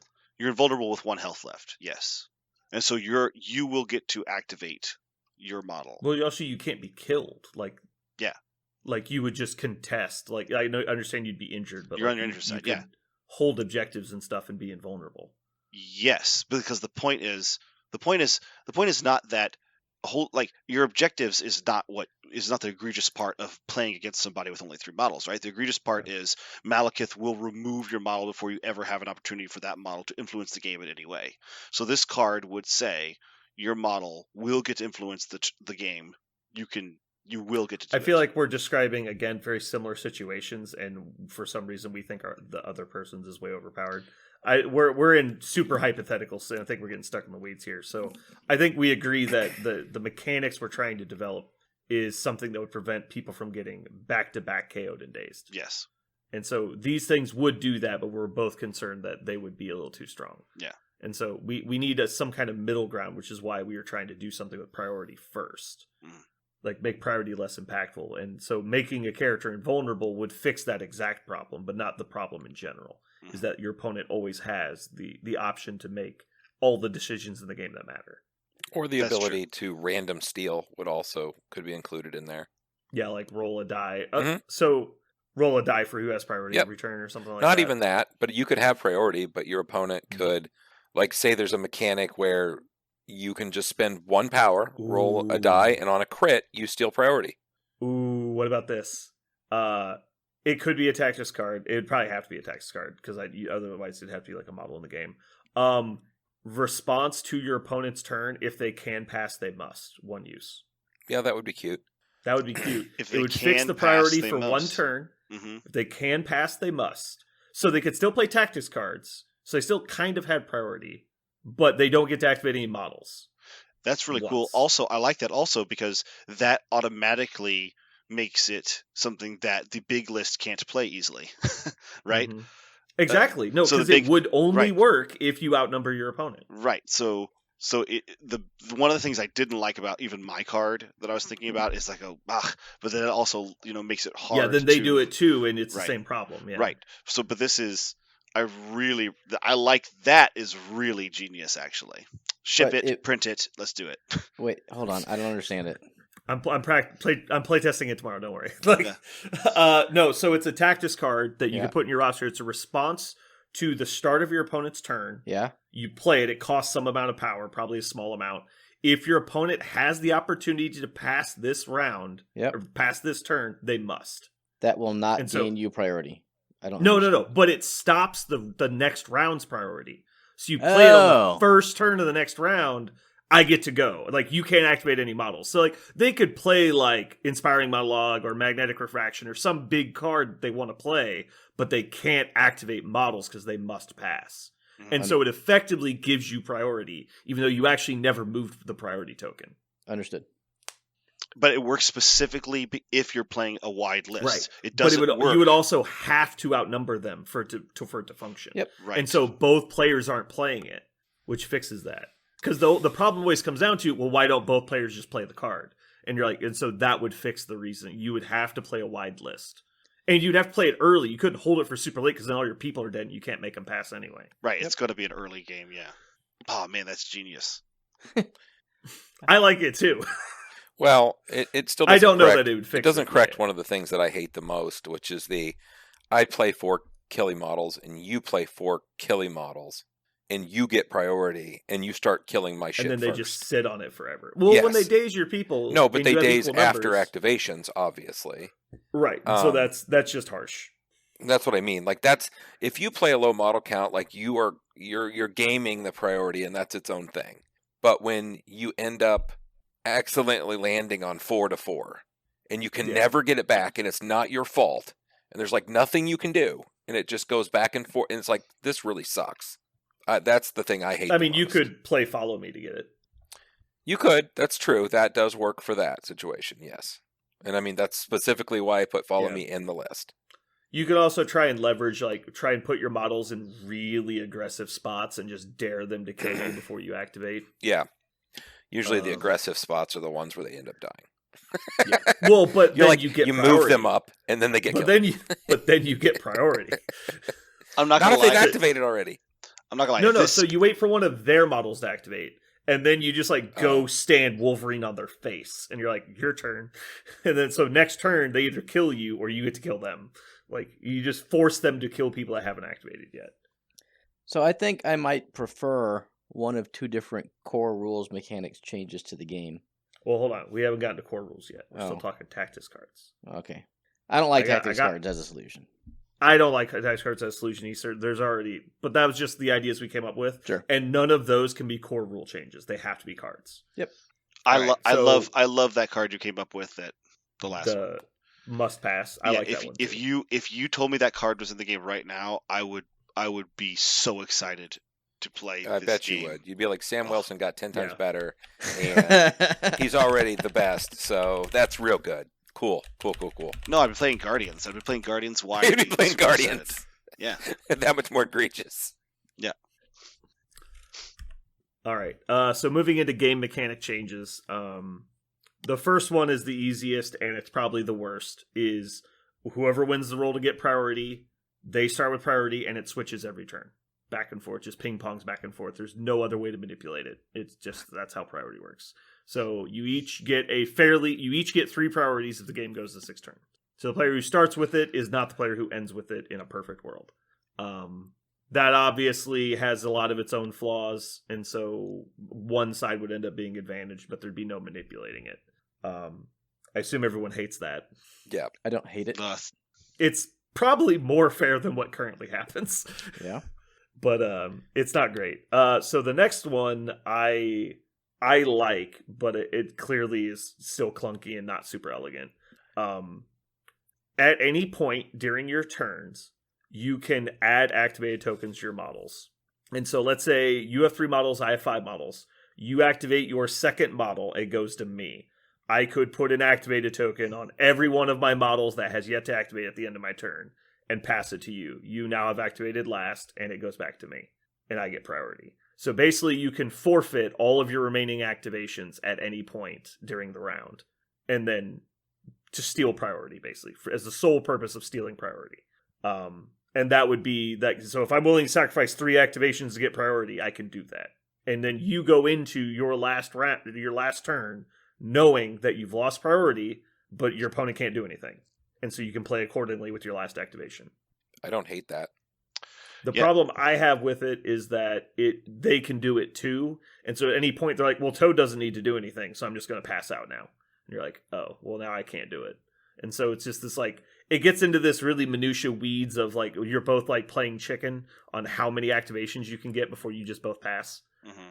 But also, if your opponent does it too early, then you just run the board on them because you have too many activations left, right? And so it's interesting. I think it is the most counterplay available to you, but I don't know. I think it could work. I'm not a fan. Don't like it? All right. No. So I think a lot of this depends on what type of game do you want Marvel to be. Yeah. Do you want it to be chess or do you want it to be Risk? Yeah. Risk is a bad example, but Risk is a bad example, right? But you understand what I'm trying to say, right? So I think there's a lot of, we'll call it metagamers, right, that really like the headspace of planning stuff out and like knowing they're going to have priority and steal this and do that. And then there's the other side of the coin, which is just fucking roll dice and see what happens. Yeah. And so that's why I like the last one I have here. I think I like this one. Go ahead. All right. Now stay with me on this one. It's actually the simplest of all of the suggestions I've had. It's Logan the easiest. Howlett first. Yeah. We'll spend a token. It must counter. be fielded by all players. You could choose either Logan, but you have to play a Logan, or else you're not playing Marvel Crisis Protocol. Okay, I'm in. No, but the actual suggestion or thought or hypothetical situation. So exactly the same as everything works now, except second player picks from their 3 missions instead of choosing at random. So first player wins the priority roll, gets priority, selects a mission, which color mission they want, and draws one at random. The second player chooses from their 3 and chooses point total. I think you can go even further than that. I think if you lose priority, you choose both. Oh, no, I think that'd be too much. You would just lose all your games. Like that's too much. That's just too much. Anyway, so I would prefer also we add the opportunity to when you roll for priority to pass it to your opponent. Like, all right, I don't want it. You can have it, and then I'll choose the mission and take the points.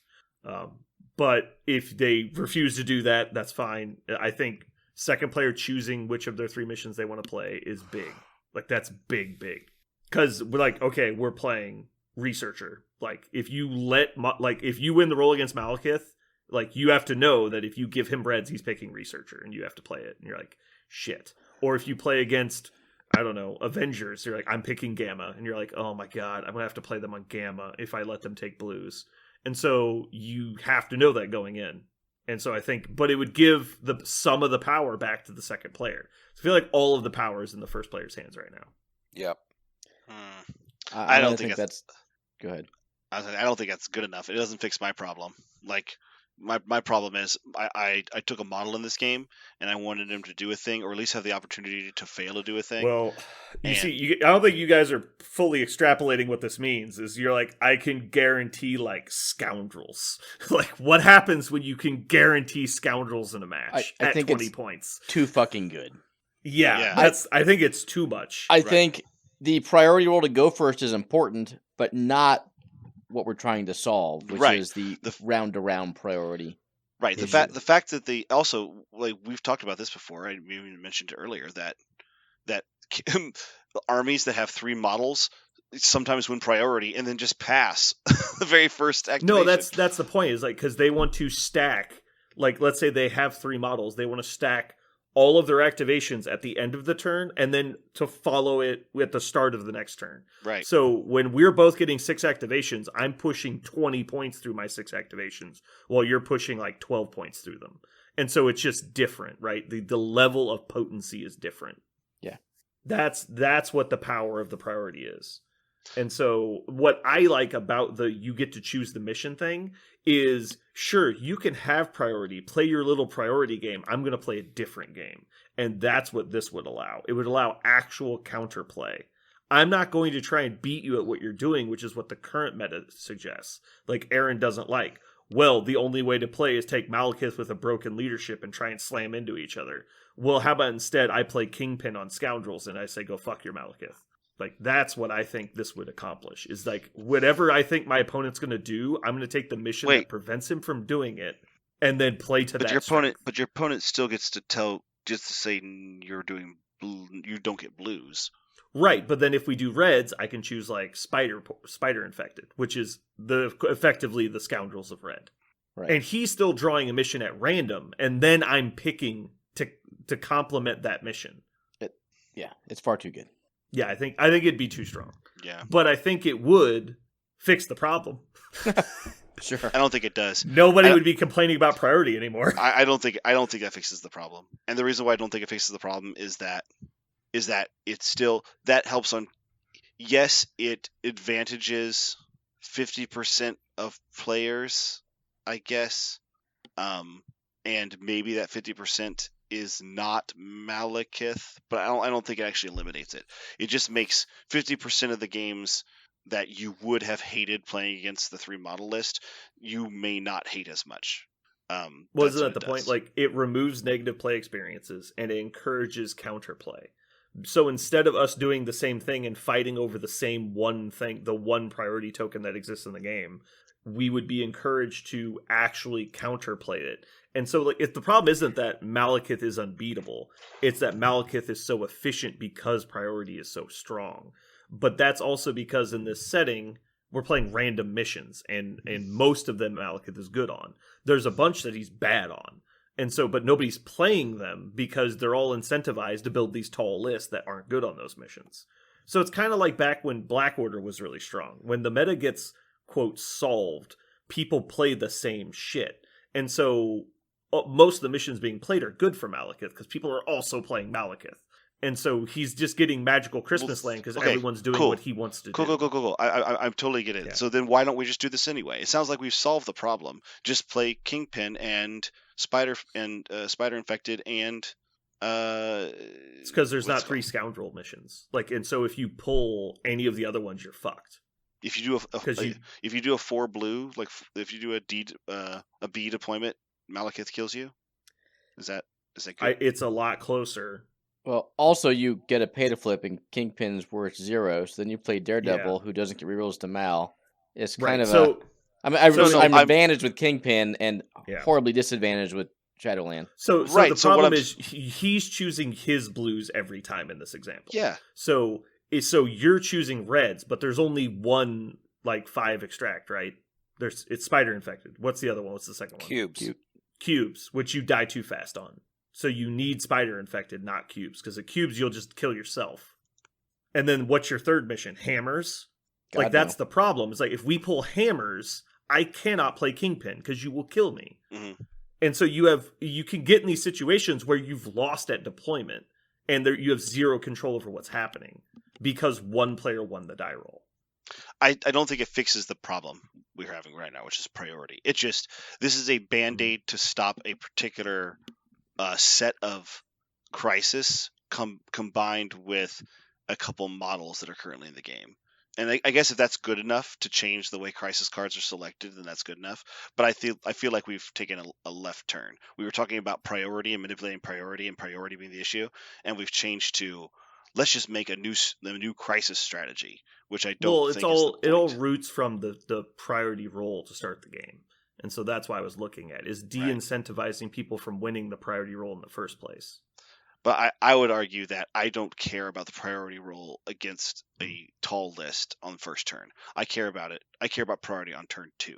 That's fair. But getting to choose your mission would de-incentivize people playing tall lists. And so it's not actually combating priority like you're saying. You're correct. But it does de-incentivize people from playing lists that try to solely steal priority. because you can play a scenario that de-incentivizes tall lists. And so it's a roundabout way of attacking it, but yes. Yeah. I agree that there are ways to de-incentivize that. Yeah. I agree. I think we need to go back to the world of the game never needed a model with point cost more than 5. I don't agree with that, but I don't think it's a terrible argument. It's a great argument. The argument is sound. I just disagree with it because I like big boys. I do too. Yeah. What if there was just no 3-point models? What if it was 4+? That would also fix it. Oh man, we're gonna have 2 tiers of competitive. Let's Marvel. just go the opposite direction. Yeah. So back to the priority. My last thought is: what if you just rolled every turn? I don't think that's fair. That's good because you're gonna have weird streaky games where you just lose because like one person won priority on all the important turns. I don't like it. I think if we're gonna go to like true fairness, just have it rotate. Like that would be the actual fairest way to do it, and that way you could plan in advance for which turns you were going to be strong. That's true. I hated that at first, thinking, wait, then I can't do what I want. But then you just set it up differently. You have to play differently. Yeah. You would have to have a plan for whether you did or didn't have priority. It would change the game fundamentally, and I don't think necessarily for the worse. Yeah, you're still advantaged for having forward thinking like plans. Yeah. It's just in different ways. Well, it would make the big thing about the last character to activate loses priority is that they didn't want you to get the automatic double activation from a single character, and this would open that door back up, which I don't know if that's good. Even though technically it's true, though, like, does it matter if Toad, like, shook twice in the corner of the board and then Malekith got to go again? Does that really change anything? And so, like, who cares, right? Like, who cares if a model activates 2 times in a row? And that literally can happen.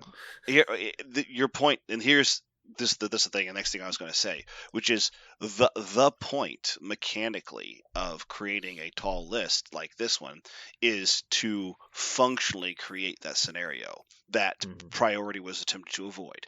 Priority was so no character could activate twice. But what if you just make your almost half your list activate right before the end, destroy any chance of opposition because you invested so much resources into it, or rather the game developers let you do that, and then at the beginning of the next turn you got to capitalize again on that late round activation. So no, it's not precisely activating twice, but it's damn near activating twice. And to your point, Brandon, the fact that one of the other things that was supposed to fix this problem was the game is not an attrition-based game solely. You win primarily through scenario. And so in your situation you described where you have more control over the scenarios you're playing, you as a player would go, okay, well, if you're going to play this tall list, I'm going to make sure that when I activate last, my last activation turns into points. Because I get to activate last. Yeah. So it does turn into points. Yours turned into attrition. Mine turned into win conditions, which is not the situation we have now by a long shot. You just can't seem to score enough points because all the missions that are getting played are missions that incentivize big models.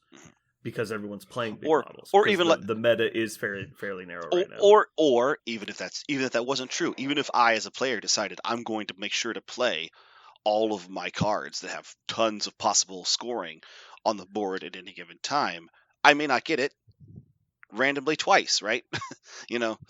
So this is actually one of the things I wanted to come to at the end of this conversation, which is this is a cool hypothetical situation, but and it's interesting to like think tank stuff, but I wanted to know from you guys, besides one we just mentioned, right, which is just try to saturate your crisis cards with high scoring things that make it more difficult for a single character to gather them all. Like Worthy is one to avoid, but Spider Infected would be one to include. Besides doing things like your crisis, is there anything else you can do in the game to try to make your opponent pay for this strategy of I'm going to make sure one character over 2 turns, I'm going to nullify a single character? What is something you can try? Because I've stared at this wondering, how can I make this a bad choice for my opponent. My opponent goes, oh man, I really want to go and just make sure this model never activates on turn 1 and 2. Oh, sorry, round 1 and 2. But I can't because... It's pretty ball breaking. The only thing you can do is have enough firepower to kill the model that just killed your model. If that makes sense. So Malekith activates turn 1, dazes a model, activates first, round 2, kills that model. If I have enough firepower left on the board that I can remove him round 2, daze him back, that's legit. Yeah, you need to, because more like literally, he couldn't have killed a model as valuable as himself. So if you can stop the bleeding there, he's fine. Right. The other thing you can do is put down models that he's not good at killing. So people that block on blanks, have deep health pools, have like, anything like that, have like extra bodyguards or action canceling stuff like escort to safety and lifesaver. All that stuff is good against him. People that punish people for rolling skulls like Ghost Rider, criticals, not skulls, but people that punish you for rolling criticals like Ghost Rider are good. So there's a lot of stuff you can do to dampen his effectiveness in a game. He's obviously vulnerable to things like stagger, so anything you can do to steal action economy from him. Problem is, like, everyone's already done all this research on how to, like, slow him down. The problem is that there is no way to stop it because of the priority manipulation.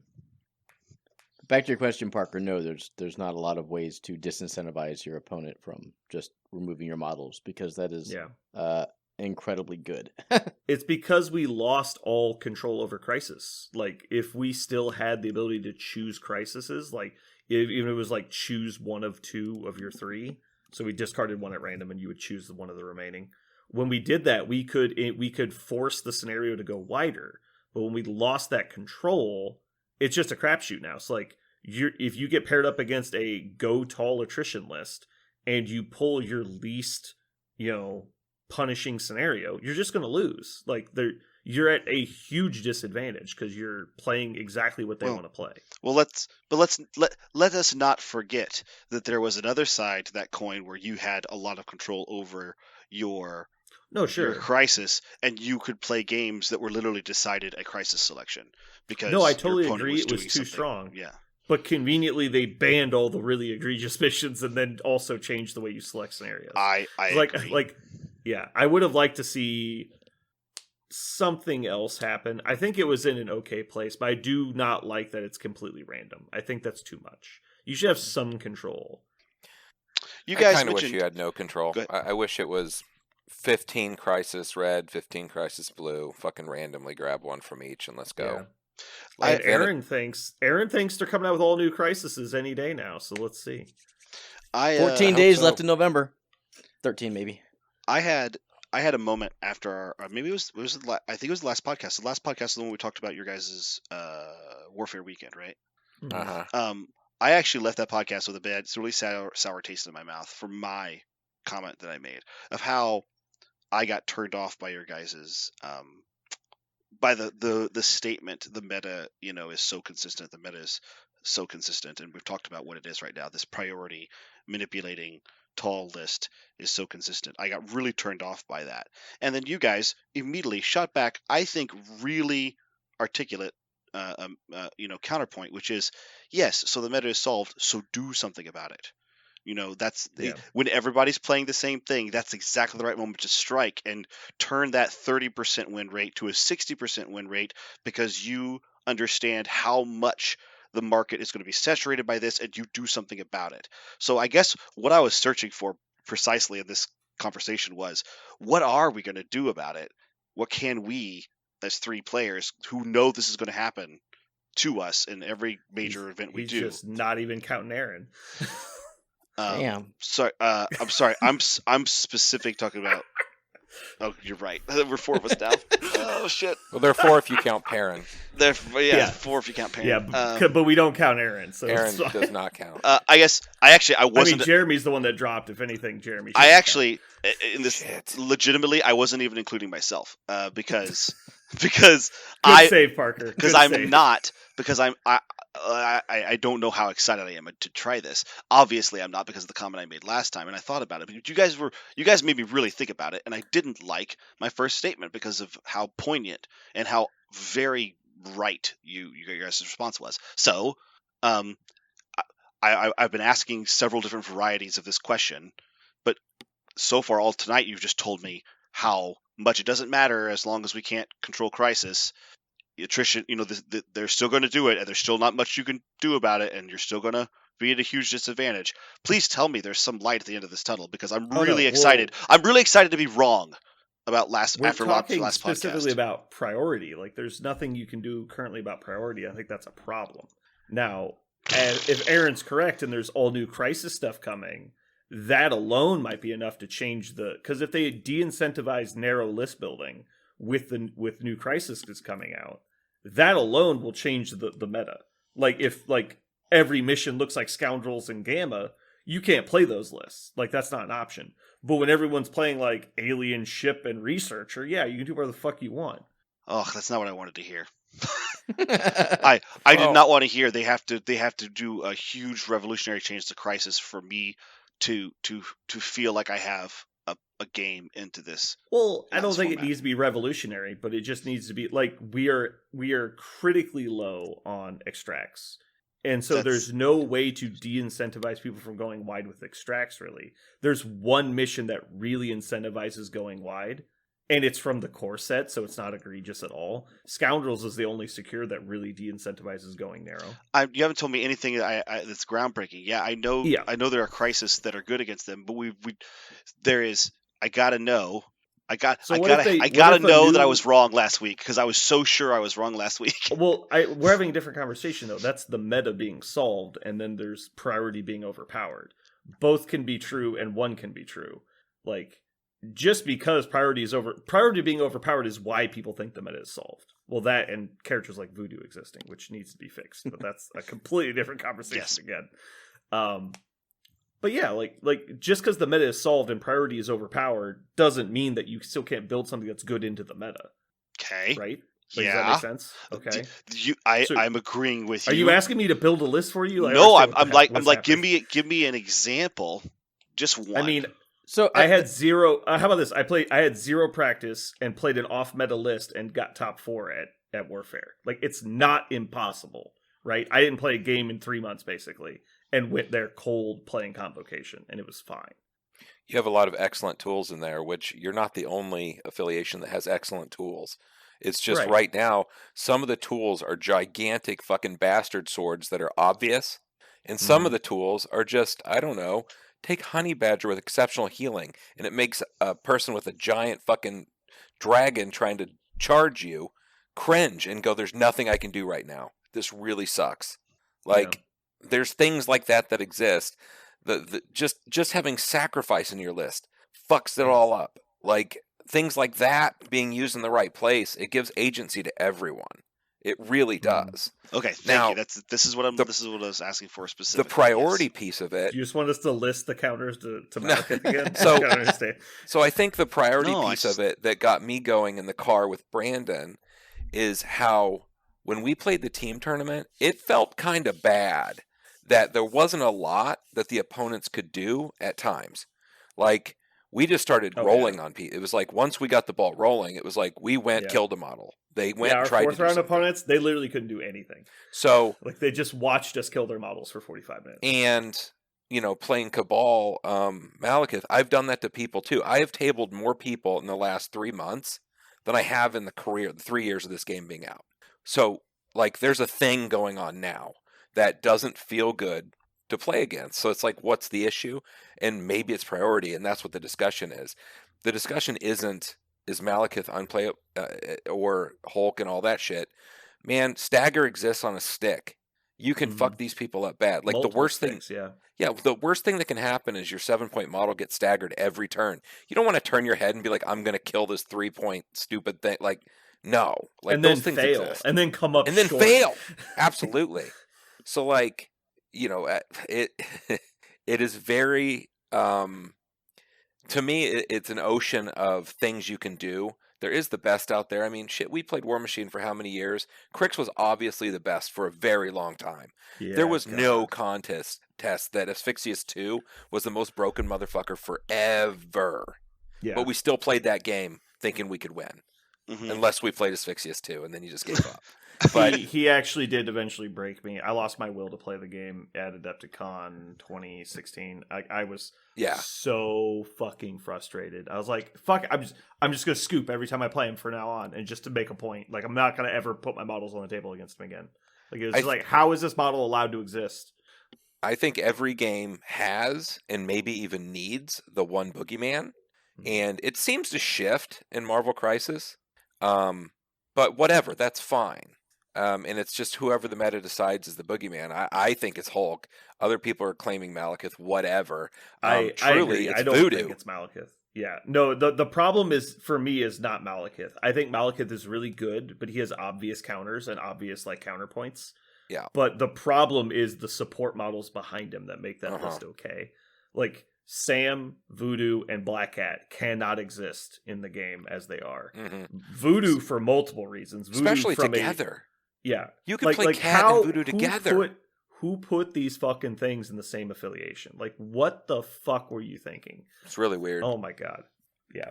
Well, just Voodoo for multiple reasons, because he's, one, overpowered, but two, his rules literally don't work. Like, every paragraph on his fucking card is broken. It does not work the way it says it does. It's so frustrating. And at the same time, from my perspective, I cannot stand a Malekith game so much more. Like, I would rather play into Voodoo 5 times than Malekith 5 times. And maybe I'm wrong. But even if Voodoo's thing invalidates my models, at least I feel like I got to do something. When Malekith just removes my models, because he's already Malekith, my opponent had to pay no tax and no power. Like, there was no way for me to go against it. He paid for a 7-cost character that gave him priority and is worth 7 points of destruction. So, and consistency. So I never even had my car for some of my models that I wanted to play that day. And this game, I do think there's definitely a thing to this game, which is they want you to love the models. They want you to care about the characters. They want you to play the models you want to play. Even if you want to play competitively, you still play the models you want to play while you're playing competitively. And it really turns me off that a model like Malekith is rewarded for doing the things he wants to do. Let me say one thing, and it's about you, Parker. Mm-hmm. The reason you can't stand Malekith is because you also enjoy rolling dice. Malekith rolls better dice than you, and it will roll you. Whereas most of the time, you enjoy rolling dice on people too, but you don't get an opportunity to do it because Malekith does it better than you. Well, he did it before me. Yeah, no, I'm just saying in all ways. He rolls dice better than you do. So when you're rolling dice back and forth, like, that's the thing. Like, you're not going to out-kill. Like, you're just not going to do it. You have to be janky. You have to be playing sacrifice. You have to be at the right ranges. But normally, just sitting there rolling dice, and you generally have better dice than most fucking people. But Malekith has better dice than you. The most frustrating thing for me for Malekith is that he has the no rerules fucking shield on him that he clearly should not fucking have. No, he shouldn't.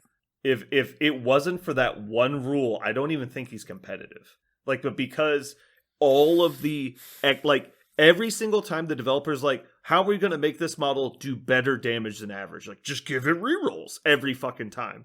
Everything in the game that increases your damage output is reroll based. And then they just say, oh, you can't reroll on this guy. So now it's going to be your 5 dice versus his 4, but his skulls are actually crits and explode.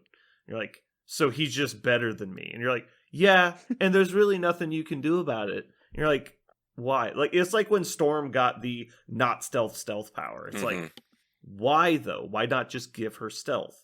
You're like, well, we really like it when rules are already exceptions to the rule when they're first printed. I'm like, fuck off. Like, it's the worst kind of game design. I hate it so much. I'm so glad they stopped doing that. Like, we've seen other games when it's like, well, this guy has this rule, but it's not ignorable by the rule that ignores it. And you're like, well, why? Like, why did that rule exist then? Yeah. I don't know. I don't think he should have a Days side, honestly. He feels much more like a Hulk or a She-Hulk. And if you can burn him down in one or two goes, you should be able to. Like, the fact that he has a backside allows me to jam that model straight in the middle of the table, and I really don't care that much. Like, without the rerolls, I honestly don't know that. So if you gave him, what, like 20 health on the front? I'm what is thinking he? even He's like a he 17, has 18. Right? He's 18 normally. 10-8, yeah. Okay. So if you gave him just 18 on the front, I think that would actually be better. Oh, it would be way better. No, for Malekith. Oh, no, I don't think so. I think it would be because he has the fucking no reroll shield. If it wasn't for that, I would agree with you. But like, maybe if he lost it on the backside, like MODOK, like he gets weaker on the back and you can reroll against him, then I would agree. But yeah, the problem is like, who's going to do 20 damage to you with your dice mechanics in one turn? Like, it's just not going to happen. Which means that if they soften you up, they could get lucky later and daze you like in a weird situation before you've activated and actually cost you an activation. If you had 18 health, that would just never happen. Yeah. Not that it happens a lot, but it could happen. Because right now you're basically in the middle turns, you're forced out activate Malekith first. Because if they do get lucky and daze you, you're fucked. So go ahead. Take away no rerolls on the backside and take away his throw on ferocity. Ship it. Oh, then I mean, it's his throw I think that's the most problematic thing on his card is his throw. Yeah, if he couldn't throw, it'd be very different. I personally would rather just see you get rid of the rerolls and just make him fight people. Like, just fight fair, and he's not a problem. Problem is he doesn't fight fair. I don't even care that he throws. Like, that's fine. People take breaks. They can deal with it. It's 100% the no rerolls is the line in the sand for me. Mm-hmm. And so if they got rid of the no rerolls, I think he's perfectly fine. If they got rid of the throw, I don't really care that much, but it's probably important for some lists. They probably didn't need to make it any size throw. That's kind of silly. There's really no reason for it. 3 on it or something. Yeah, I don't know.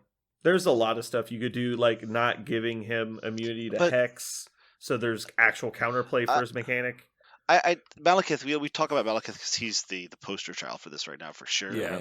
But I mean, if it's not Malekith, it's something else, right? They're going to There's going to be another piece, 8. Yeah, they're going to make another 8-pointer, right? They're going to make another, and he's going to be Silver Surfer or something and be bonkers. Like they're going to make another 7-pointer, and it's going to be Adam Warlock or something. They'll just pick some character to make stupendous, again. And so this will always be a problem because as long as that character is not some sort of, I guess, support worth that much, like they're going to make you feel like you can't play the game because they have 2 benefits. They benefit from all the things they gave them because they're a 7+ pointer, and they are taking priority from your opponent and permanently affixing it to your side of the table. So yeah. So yeah, Parker, actually, now that we're thinking about it, a thought popped in my head. You should actually be ready to go for fighting Malekith because you love playing, I think, one of the best packages against him, which is the X-23 and Honey Badger. Yeah, that's true. It is really good. You just need a bodyguard of some kind and then exceptional healing, and he kills neither of them, and then he dies. Yeah, because the Pierce is really good on him. Because he has above average consistent blocks, but he doesn't hit on blanks, so you can pierce him. Also, I'm actually wondering if Hawkeye would be really good against him, and we just haven't seen Hawkeye in the meta for a long time, because it's not worth Malekith's time to go kill Hawkeye, but then he just stacks up all these debuffs on him, and he's like, God, this is annoying. Like, I'm shocked, I'm slowed, like all this crap. Well, Hydra handled Malekith the other day when Jeremy was playing him. Yeah, you just pile debuffs on him, he's actually not that scary. Yeah, it was he has poisoned and stunned, and he was like, well... Judged. Shit. Bad. And judged. Yeah. Man, when you fucking judged him, that was a legitimate problem. Yeah. He's immune to stun, but good job. Sorry, not stun. Yeah, it was judge. It was judge. He judged me. But shock and incinerate is pretty big on him. Like, just reduce his dice pool. I think also trip up needs to be coming back into the meta. Like, being able to stagger him with anybody and not having to do it with just like one model that you have is big. Or people keep using disarm. People keep using disarm on me. I've had that a few times lately. Oh yeah, disarm's good. It's restricted though, right? Yes. Yeah. So that's a hard give up, but with how prevalent he is, I think it's fine. Another thing that does work well is something I thought about is any character that can react to do something that turn. Like Ronan, actually, all Ronan did was pick up 2 hammers and then die, but he died twice and did something awesome both times. Like it was great. So, do you get to use the hammers on the backswing? Yeah, because he hasn't been dazed yet. He's not done yet. Yeah. Ooh, yeah, he hit me real hard. That's Yes. it. So yeah, He there hit was me real hard. Ronins, Shove that stick right up your ass. like Ronins, Sabretooth especially because he could exceptional heal and then hit you back. Like there's a bunch of. yeah, that's probably okay. I mean, I don't know if it's the thing is if you already. I'm not saying you take them because it's a Malekith counter. I'm just saying if you're already taking them, like you Just said, good stuff, I love playing Honey Badger and X-23, and they're also good at him. So There's Yeah, just one last point I want to get through before we officially transition out of the priority conversation. Aaron, I know we've had talks before about your point cost once the game starts is irrelevant, right? Like it's no longer a valuable stat unless you're like playing Cloning Vats or something. Have you ever considered playing down points to get more narrow than your opponent? I have not, no. Would you consider it now that I bring it up? Like if you're in the Malekith mirror and it's like, okay, well, I know he's only going 3 wide, and I could do like Hulk Malekith at 15 and just play down 2 points, but he's gonna bring 3 models. So I don't play tall lists personally. However, Yeah, but I would, hypothetically. if I did, I would absolutely entertain that. Yes. okay. I just gave a weapon to the enemy, guys.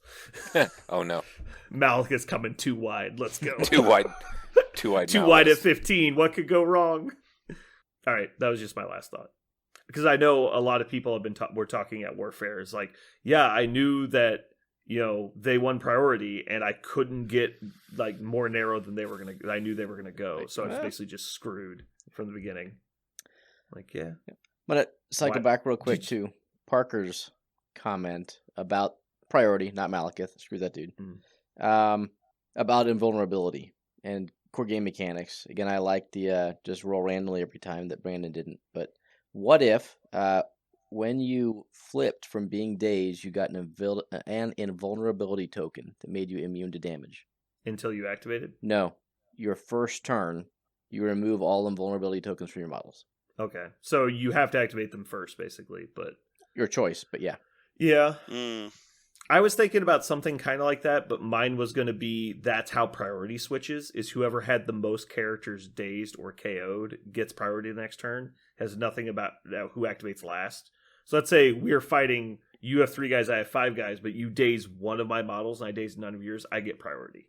I could see that too. How disheartening is it when you had all your models dazed but one, and then you go with that last one and you're like, son of a bitch, I gave you still have priority? Yeah. It's pretty bad. It feels pretty Yeah. bad. It feels horrible.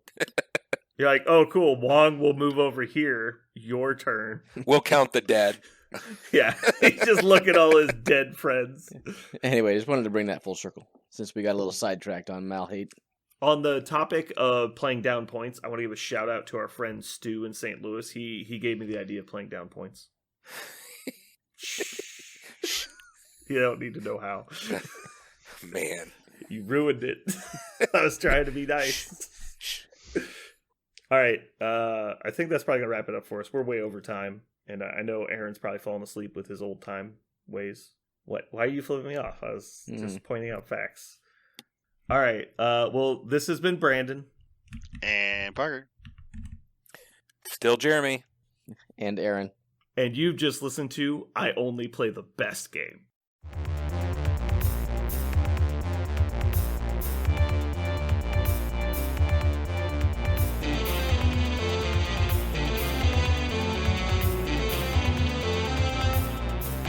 So what are we gonna call this thing?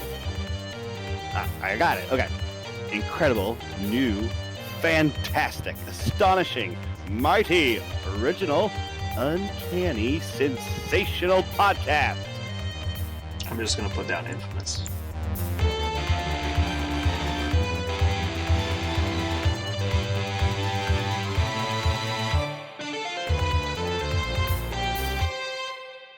Oh no, I was just gonna. Did you guys go see Black Panther yet, or are we gonna go see No. it Friday?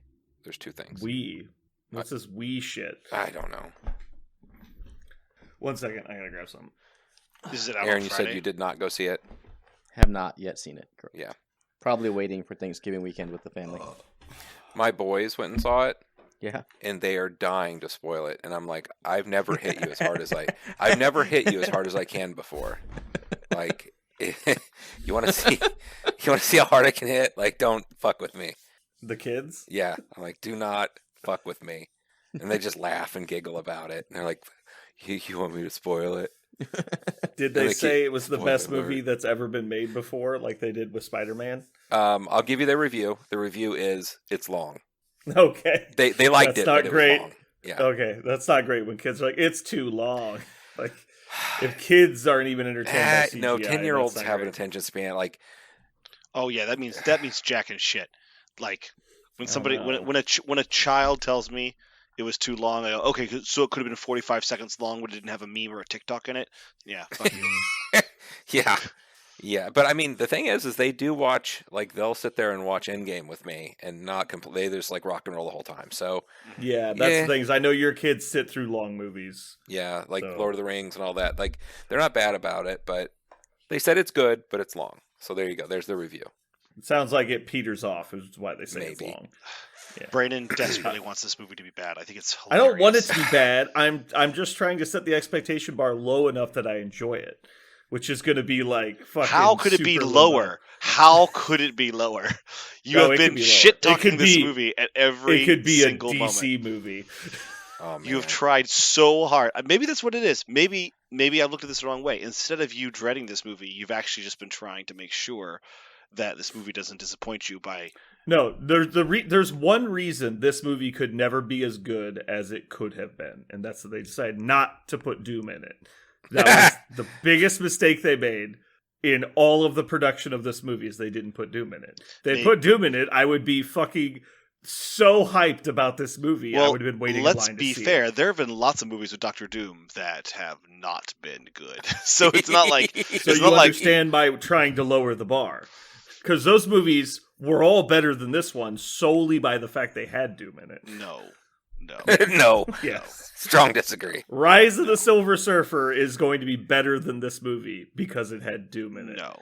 And it actually pains me to say that Rise of the Silver Surfer is the best representation of Doom in a movie. And it's painful to say that. Man. Whew. I don't know. Man. You've lost a lot of viewership today.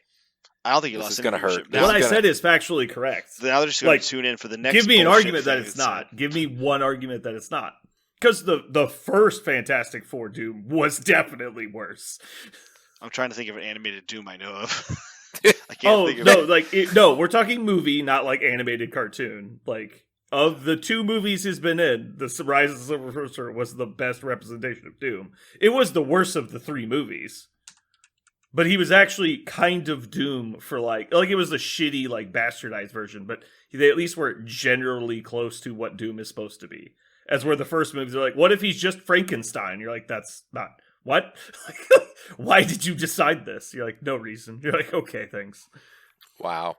You know everyone's gonna go see this movie because their favorite characters are in it, and you decide to remake one of the most important characters into something he has never even been close to being, and you're like, yeah. And they're like, why? And he's like, because I want to show how good of a writer I am. It's like, well, you've done that. You've shown everyone exactly how good of a writer you are. Hmm. Never worked again. Oh. I see the appeal from like a writer's perspective that you could try really really hard to make a character good enough for everyone who loves him already because it's an established character with a huge like cultural presence. I could see how some writers would be so intimidated by that they would want to just go the other direction. Just say, I'm just going to make Doctor Doom completely. He's going to be a 12-year-old girl. It's he's going to have Okay. he's going to be We're blind breaking in one eye. barriers. Like it's going to be like No, just the really problem is just go totally sideways with it, just so nobody can possibly recognize your version of Doctor Doom from the original version. And because I get it, how many Star Trek reboot Spocks can there be, right? My mind immediately goes to that when I go, okay, how can you take a character everyone loves, do him again, and have nobody mad at you? Spock from the new Star Treks, like that's the bar. And you're like, Heath Jesus. Ledger's Joker. I don't know if I put him in the same category because the Joker has been reimagined and was reimagined like 8 times before Heath Ledger's Joker. Right, but that's so- unanimously accepted by everyone. As where the other ones were like, I like this one more, I like this one more. Like, yeah, it had been done enough times that it's Okay. not a surprise. Right. But yeah, the new Spock was good. And that, But the problem is, specifically like, in general, Hollywood is basically just a big political clusterfuck. And so the people getting assigned to these movies are not anyone who gives a shit about the source material. Like, as a young director, you're like, I really want to make this movie that I have in my head. I want to get this out into the public. But you wait your turn in line until you curry enough favor to get assigned to a movie, and it's probably a movie you don't give a fuck about, and you're trying as hard as you can to turn it into your vision. And it has nothing to do with it's like a board game, like a Euro board game. There's like, this board game is about camels traveling across the desert, but it has nothing to do with that. It's just a skin they put over the top of the board game mechanics. It could be shrimp swimming in the ocean. It doesn't matter. It's just mechanics, right? I made this resource mechanic that makes you do this to get this, and it's really interesting and fun to play with. And then we put camel skin on it, and now it's a camel game. Like, it has nothing to do with camels, but they try and do that with, like, movies, which the sole purpose is to tell a story, and you're telling a story about a character that is beloved, and you bastardize it to do your own shit with, and people don't like that, generally. It's very rare that someone makes a movie and takes a huge left turn, and people end up liking it. The next time Yet they repeatedly do it. The next time you speak of James Cameron this way, I'm going to leave the podcast. Okay. Who's James Cameron? I mean, what in relevance to this story? Avatar. Oh, you mean he remade Pocahontas, and you're like, oh my god, Pocahontas and this is Dances so with amazing. Wolves, and and it's like the new Coming of Christ movie. They're like, there can never be anything better than Avatar. Mm-hmm. We had this conversation, and I want Aaron to have a conniption. It gets a -10. Oh no, it wasn't Aaron. Who is that I was having a conniption? Aaron had no opinion because he's Aaron. Who is it that had? It's always a hard Brandon having conniptions. No, the movie sucks. Aaron, you have amazing opinions, just not about popular media. Am I wrong? You immediately you had a face just like, where'd that come from? I'm just giving you shit. Okay. It wasn't Aaron. It was Brandon. It was other Brandon. Shout out to other Brandon, big friend of the show. He really He's not hates. A friend of the show. He really hates us. No, he really tolerates us. he likes us a lot. I think he likes us a lot. If I was going to put a word on it, I would say bosom buddy is what I would put it. That's not one word. That's what I said. If I was going to put a word on it, and I picked two words. The point is, I think he had strong words, strong mouthfeel about Avatar. Well, he feels strongly about lots of things. Yeah. Is that why you brought that up, Jeremy? Because we were just talking about. Was you there? I just remember the Avatar thing. Yeah. He said that what was it? Multiverse of Madness was worse than Eternals. That's what it was. Yeah, that was the deal breaker for me. I was like, and you're like, all right, I've lost all respect for your opinions. Like, I was listening, and then I away. realized that he was in a different universe in his mind. He was riding the waves of insanity, and I just didn't know it until that came out. I did start watching, what is it, Andor? Oh, yeah? I watched the first 3. That was pretty cool. I will continue. I will continue. I will continue. Ringing endorsement. I don't know the actor's name, but the old guy. Yes. He plays the scientist doctor in Thor as well. But his character in the show is really cool. I think the last episode might have jumped the shark a bit, but I think they want to play his character up to be a big deal. But I was up to it until the point that the obvious shark jump happens. I was like, okay, well, that's too far. I actually said out loud in my room alone, okay, that's too far. like they went over the line. I was like, all right, this guy's clearly a badass. And I was all for it until like, okay, that's just stupid. Yeah, I'm entertained enough. I will continue and I will finish it. Yeah, the first 3 were definitely the worst 3 just because it's so slow building up to it. Mm-hmm. And then it really takes off. I enjoyed the little robot. Yeah, the little robot's funny. It's very much like a Wall-E. Mm-hmm. I haven't seen it yet. I'm interested. Episode 11 is out now. Hey, Parker, I think you'll be able to watch 3 episodes before it shows over. You can go ahead and jump on it. It does. It's pretty cool that it feels Star Wars, but it also doesn't feel Star Wars. Like it's really cool. It's cool that they finally managed to. I think we talked about this last time. Use the Star Wars universe for good storytelling and not have to worry about having Jabba the Hutt like right there to catch Yeah, everyone's they're attention. not like it's okay not to follow the same fucking Yes. 5 characters. Yeah. And yeah, there's not a giant Wookiee like standing there, you know. That's the problem. That's the biggest problem with Star Wars universe is like they keep like trying to compel you with how vast the universe is. Like tell a different story then. Like not only did you only follow the same 6 fucking characters, but you literally rewrote the same movie like 3 times. Like you just played the same movie 3 times. It's like, come on, man. Mhm. Like how many times can you have to go kill the big base? Like guys, we get it. It was a cool story, but like I'm not- expand. At the risk of going backwards, I'm about to go backwards. So it's going Didn't- backwards. It's happening. Didn't It's you? happening. Didn't you just get done saying a movie is better because your favorite character is in it? When you're talking about like Doctor Doom, because Doctor Doom's in doing it's it better. well, sure. But no, you can do the same people and also expand. And they were terrified to expand because they just wanted to follow the script, right?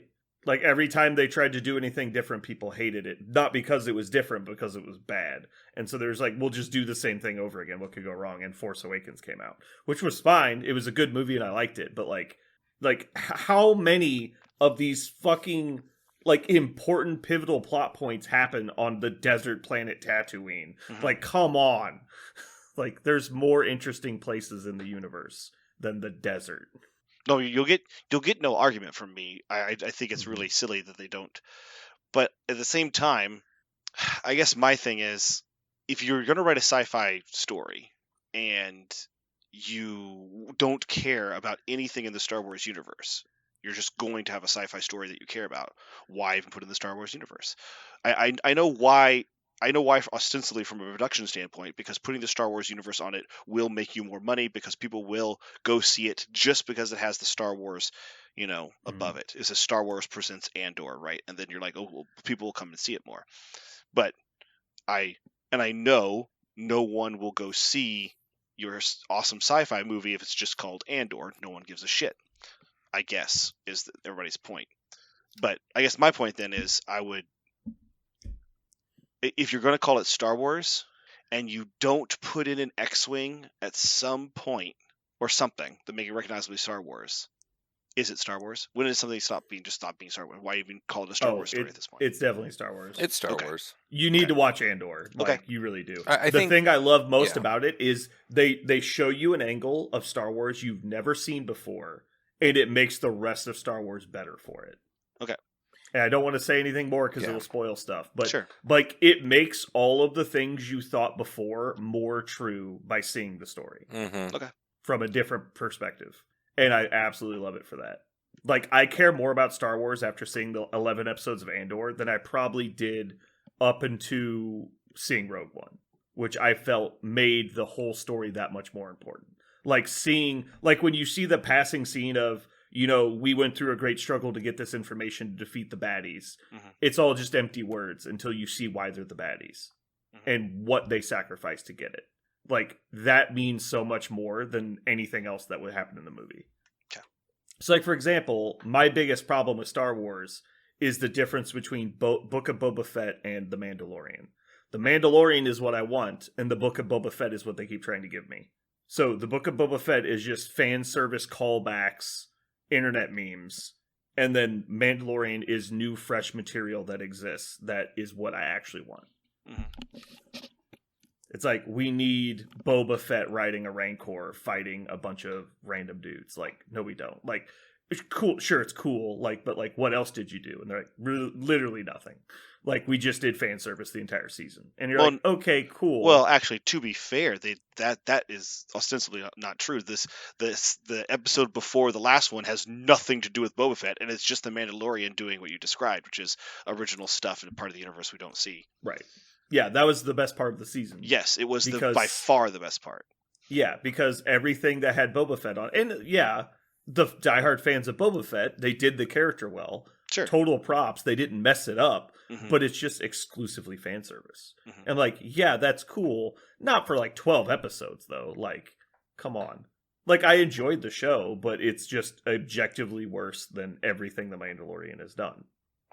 You'll get zero argument from me, 100%. Yeah. I love the Book of Boba Fett for the last 2 episodes featuring the Mandalorian. I actually think I enjoy Andor more than The Mandalorian at this point. Okay. And I don't know, maybe it's just recency bias, but man, it's a fun watch. I It's would cool. watch 100 episodes of Andor and be intrigued the entire time. I'm going to have a hard time with that because of my bitter taste of the original, Andor. But Sure, but but just I watch will. it before I you will say try that. it. Yeah, I will try it. I definitely think you're going to end up liking it more than you want to. Okay.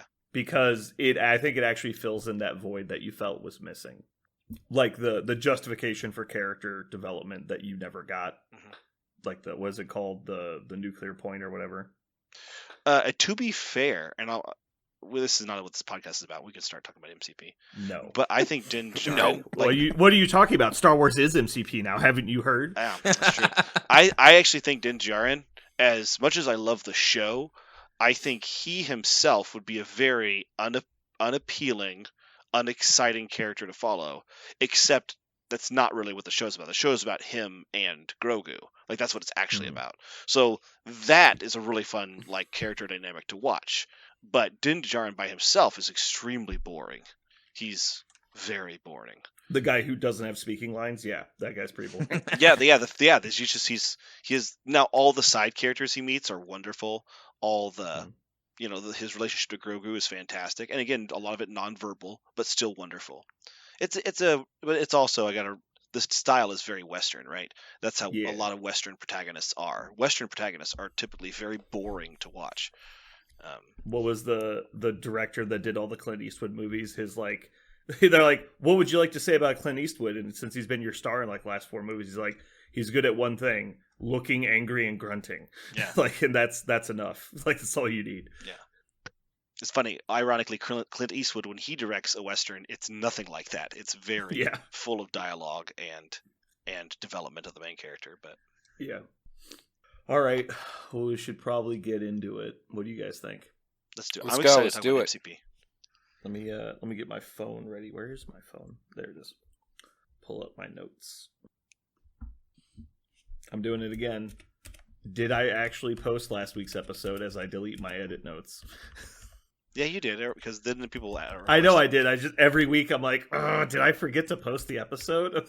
And then I'm remembering back. Nigel definitely would have messaged me if we had forgotten to post it. Yeah. Nigel messages me on Friday mornings because he knows I'm supposed to be editing. He's like, "Where's my episode?" Oh no, he posted it in the general chat. That's like he. Yeah.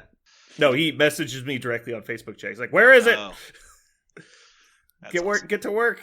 He's always like, "I'm out of content. I need something to listen to." That's awesome. I like that. Yeah, I like Nigel. Nigel's fun. No, I also just like that somebody cares that much about the content we make that they're that interested.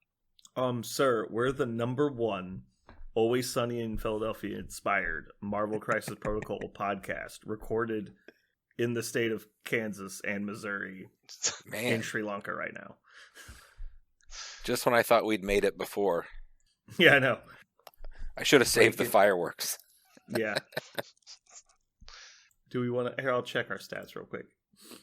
The problem is at this point, you're not going to see a huge spike anymore. We're too big, right? Oh, yeah. Whoa, that's, that number is larger than I expected. Now that I said that, holy shit. Did we do something? I don't know how to describe it, but in the last week, we've had 4 times as many listens as the previous month. Hells yeah. Holy shit. Start charging motherfuckers. That is a big number. We had 151 listens on November 12th. Wow. So our previous estimated audience size was 70. Now it says 135. Nice. We've hit critical mass. Dang. Wow, this is actually really, really exciting. This is the largest jump I think we've had in a long time. I'm so hard right now. Mm-hmm. I've never been so hard. Okay, it looks even better when you look at it over 3 months than 1 month. All right, here, I'm going to show you guys a screenshot. Actually, I'll just share my screen. That'll be easier. Share screens. I actually just want to share the application. There we go. All right, can you guys see this? Oh my god. Look at that spike. That's like the housing market. Boom. So here, that's the 30-day view. Look at the 3-month view. Whoa. Okay. That's still huge. Man, oh man. Boom. That's the biggest spike we've had in a very long... Here's the all-time. It's loading. We only had one spike larger, and that was April 23rd, It April was 26th. after Adepticon. Yeah, the weekend after Adepticon, when everybody like heard me talking about our podcast, everybody checked it out. Mhm. But there wasn't anything. I guess Warfare was recent, but that was like 2 weeks ago. Anyway, Yeah, cool. I was not expecting a big spike today. I'm glad I checked. Oh boy. Anyway, cool. All right, let me get a timestamp and we'll get started. That was a good one. I think that actually was a good one. Sorry for all the clacking. I gotta write in show notes.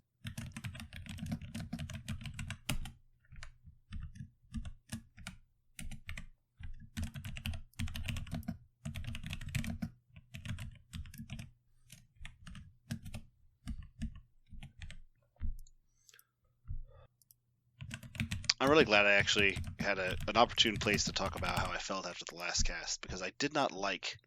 I really liked what you guys said and realized that what I said was not what I want. I was Not getting good. actively angry the more you spoke last time. You were No, acting no. like you were a like, bitch. you're like, it's just over. I'm like, Parker, you played 5 games in 3 months. Like, No. calm the fuck down. No, like, Yeah, because I just had.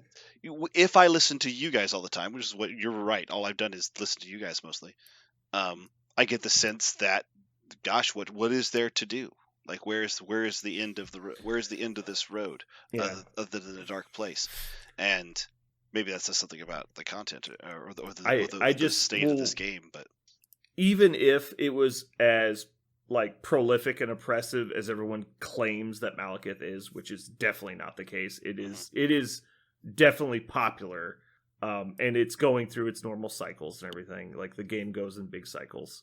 But even if it was that commonplace, like people act like the game is over, and it's like, how often do you play against Malekith? Like whoever's like making this claim, like does like someone at your store refuse to play anything but Malekith or something? Like where is this coming from? This is like Parker, for example. It's like, how many games have you played against Malekith? Probably less than a half dozen. yeah, Yeah, about and 6 so it's like, sounds right. he's like, who fucking cares? Like, even if it's the most popular thing in the world, even if 20% of your games are against it, like, I think we'll be okay. Well, also, Like, and that's why I mentioned something today, which is I was wrong, mhm. but I would yeah. also like to know what to do. what In you the guys think combined- is to do. Sorry, go ahead. No, that's all. So in the combined team tournament and individual tournament that I went to at Warfare, I played 8 games. I played 3 of the 8 games into Malekith. Guess how many games I lost? 3. 3. Every game into Malekith. Mhm. Just take Well, it. Jeremy, take in it as a Jeremy's data point. defense, Jeremy didn't lose all of his games to Malekith. He lost some other games too. I did. Guess how many games I lost with Malekith? 0. 1. Oh, that's true. I did lose that one. It's okay. I was there for that one. And our opponents When played Malekith, so I'm gonna give it that one to you. Our opponents also played Malekith. That's true. Anyway, Right, so I I'm- put. Go ahead. I say I posted Wait. in the podcast channel. How dare you? I know the quote unquote solved list from 2 of Oh, the yeah. extremely well renowned players. This is Mike's list, right? It's actually Magic Nick's list, but it might be the exact same. It's not the same as Mike's. Sorry, Voldemort's, because they have a I was couple gonna say, different. you said his name. Shit, You said his name. I know, right? He has a couple different crises that are swapped up. You yelled at me when I called him Lord Voldemort, and you're like, he doesn't deserve the honorific. He's just playing meta cheese. Well, no, nothing against him. He is a great player, but I know, yeah. Mike's clearly a good player, yeah. but yes. I love a lot. So you were complaining that he says that he's just playing the meta stuff so it'll get nerfed, which is what he says in person. But I actually appreciate that he's saying that, because by putting that information out in the world, it puts it on the devs to recognize that this is a problem. Mhm. And again, I don't think Malekith's the problem. It's the core broken Avengers combo. Because I know they want Avengers to be popular, but like Voodoo needs to be fixed, Black Cat needs to be fixed, and Sam probably needs to be fixed. Like, those 3 things are more oppressive than anything else here we're talking about. And then Malekith and Hulk get on the list for me.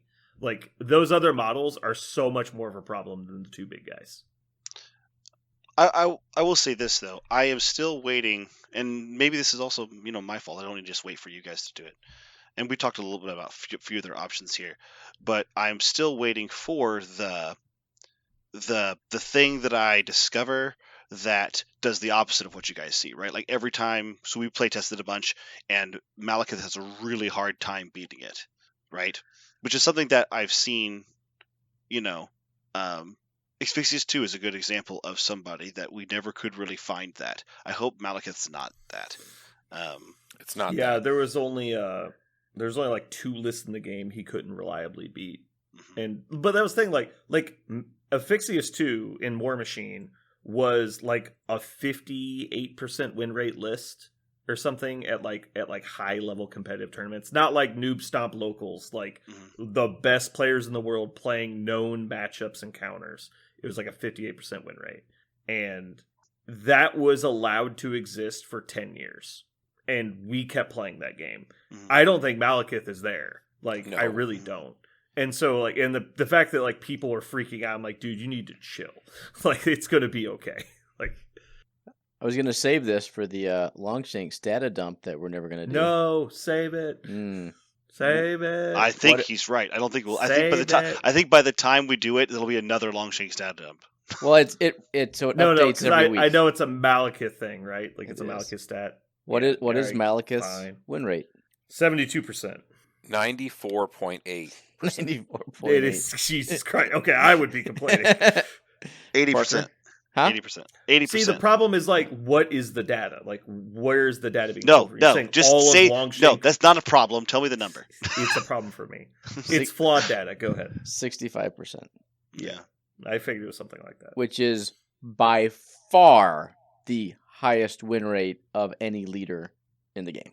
Mm-hmm. Well, I'm selling my models.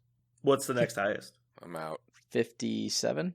Yeah, don't tell me who it is. It's just okay, 57. Which is still problematic.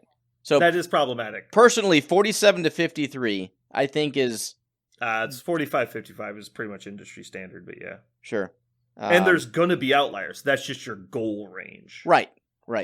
So when you see the 57, you're like, probably a little overtuned.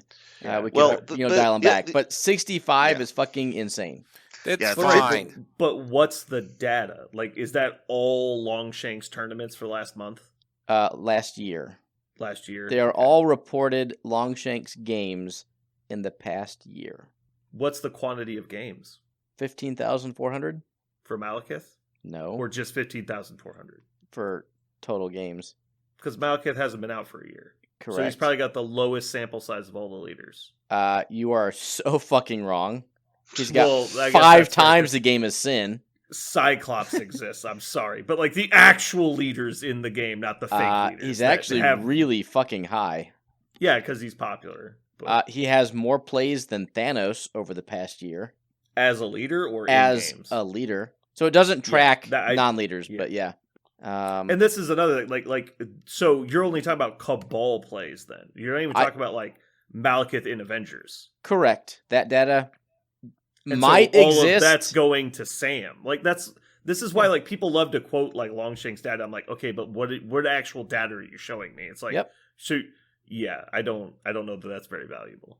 Now I actually think it goes a long way to saying that he is very good because only games where he's a leader is he carrying, and it's probably actually a higher win rate than that if you count all the games that he's not playing in Cabal. Correct. Yes, it is not infallible data. Completely agree. But I don't think that makes it invaluable. It's not invaluable. It's a high sample size. But I'd like to know how many games he's... 750. Okay. Games where Malekith was the Cabal leader. And he won 60... Oh, it's down to 64% now. I'm entering false data. Trash. As we speak. I just happened to lose the last 22 games I played. Just give me time. And see, the thing is, what you guys reminded me of last week was that should excite me, not make me despair, because that tells me, okay, you only gotta beat one person. Now I know what to put a target on. And here's the thing that I mentioned last week. This happened exactly to me in X-Wing. There was a list that used Dingar and a Asajj Ventress, and everybody was playing it because it was 2 models, just kind of like this, right? 2 models, so you didn't have a lot to manage. It wasn't idiot proof, but it was pretty darn simple. And because these 2 models were better than all the other 2 models in the game, you would just leverage that and win. It was very similar to the situation. And I built something that just shat all over it, and there was nothing anybody else could do legitimately with those 2 models against mine. And it had play against others. It wasn't. Yeah, so I you didn't just get sell a out. free win versus the meta list, Right. And everyone else you play a game. Right. And so I'm looking for that in this game. I'm looking for that. Like, where is that here in this game? So and it makes the me answer sad is that I can't find it yet. It's Shield or X-Men. If you really I wondered want if to it's combat X-Men. Mal. I wonder if What- it's X-Men. I think I feel like Shield Web is the Warriors- best, to be honest. I feel like Web Warriors should have a game into it too, because you get Gwen affiliated, and you have a lot of ways to like move stuff off points, and just try and outscore him. But I don't know, is he that deadly? Like, does he just kill you that quickly? Fucking, you guys played him? You tell me. I didn't play Web Warriors. That's what I'm No, saying. I meant you played Mal. I think his we didn't question. play any Web Warriors I think his players. question. No, was I kinda haven't how seen. bad- I haven't seen a Web Warriors player in over a year. That's my point. Yeah, they just kind of all just quit, huh? Yeah. Well, people quit playing Web Warriors when Criminals were just better, and then Criminals got quote unquote nuked, and so they're unplayable trash now. And then Shadowlands came out, and everyone played that, and then Malekith came out. Apparently, he shits on that, so why even bother, right? I will say that Criminals does do well against spiders. I found so. So the Shadowlands Daredevil Criminals does. So there's something to be said why there was enough meta shifts for Web Warriors to be less appealing. That's for true. Well, like Web Warriors are supposed to be awesome versus Elite List, like because they only have to control 3 people to score all the points. Mhm. Now maybe they're just bad into the other people in the meta and it doesn't work, but like, if you go 3 wide versus Web Warriors, I don't see how you table them fast enough. Well, remind me. I'm asking because you have played a lot more Web Warriors than me, and the 2 times I played them, I hated them so instantly. But aren't a lot of their stuff size restricted? How are they moving Malekith around? What is the thing they're doing? Webline's not. Webline, but that moves them closer. Webline's Are they not worried about Well, that? you don't care where he's standing as long as it's not contesting a point, right? Okay. Like, he's going to get to somebody every turn, and then you just ignore the fact that attrition exists and play around him. And so you're trying to deny his efficiency. So like, you'll stagger him and like throw him away or something, or push him away or whatever have you, because like Venom can move him, Peter can move him, and Gwen can move him for sure. And I'm sure there's another way in there somewhere. And you could also take like Hulkbuster if you wanted to try and manage him. And so Hulkbuster's shoving him out of the game as hard as he can, and then just dealing with Malekith on a 1-by-1 basis, and then your other Web Warriors are scoring all the points. I say Hulkbuster sounds like a really great meta ad for Web Warriors. Yeah, for that reason. Anyway, Makes that's sense. just off the cuff. Like, I was just thinking about it. I would like to sit down tomorrow at the shop with all my cards and everything, and then we'd maybe do some actual like list build tinkering. I will be there after 4. Yeah. Unfortunately, Parker won't be there at all. I heard he got banned. Yeah, he's banned. I heard that too. And I Official don't. ban. It's not like I don't understand why. As but soon as I see that Parker guy, I'm gonna tell him what for. tell that guy he's banned. Yeah. I put the picture on Facebook everywhere to make sure. I people love knew how that. quickly, like, I make this post every time. Like, Parker's like, I'm going to be there at this time. It's like, in unrelated news, Parker's been banned from the Geekery effective like 1 hour before he's going to be there. And today, it got like 9 reactions in 2 minutes. Like, everyone was on it. They're like, yes, finally, his comeuppance.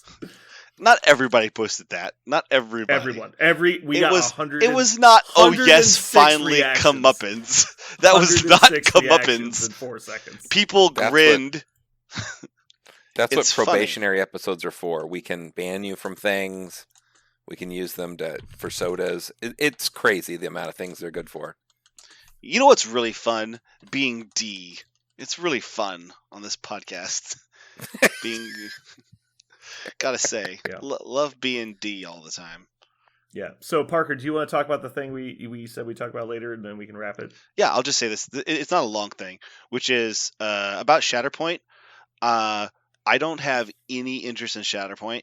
not because Shatterpoint might not be a great game, but because I really like this game.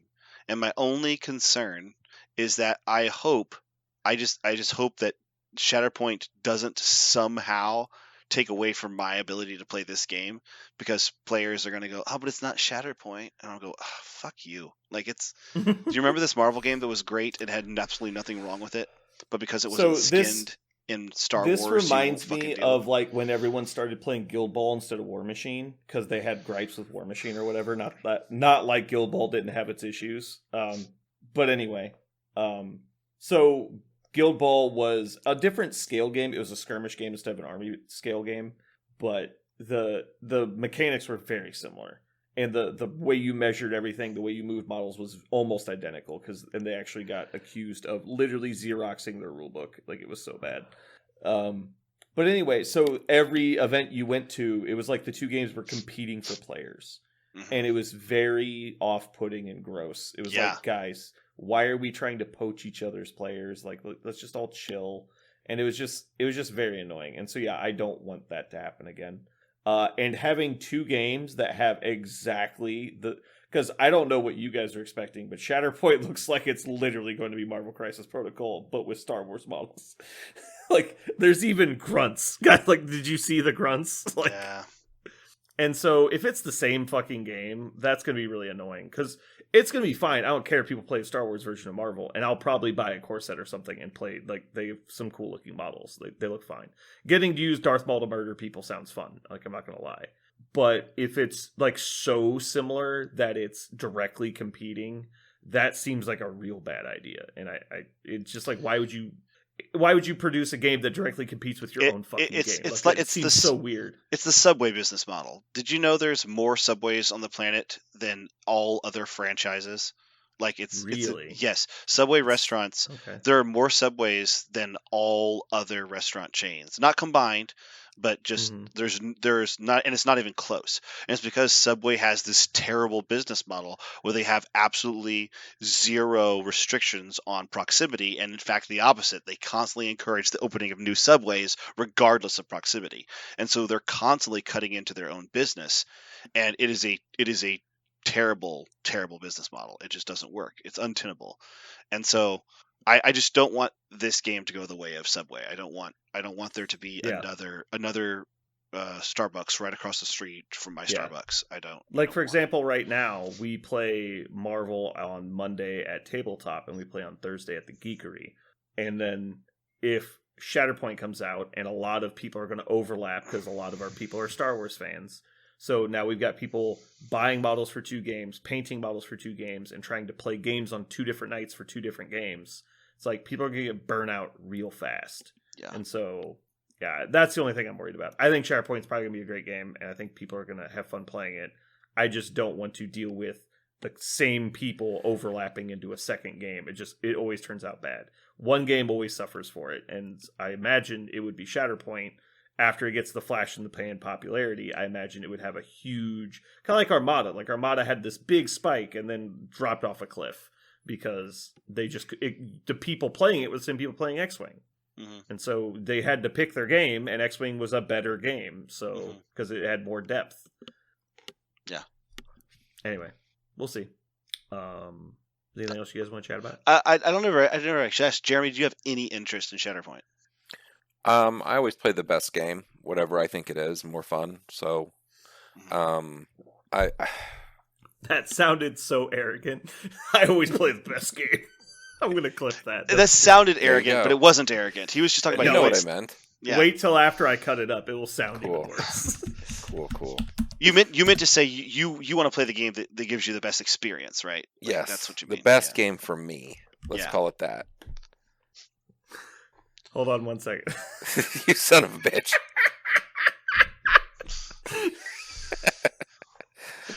Hold on. Wait 1 second. 1 second. It's so late. What are you doing? And you've just listened to I Only Play the Best Game. Oh, no. I just changed the title. We're son of a bitch. We'll do it live. Oh, my God.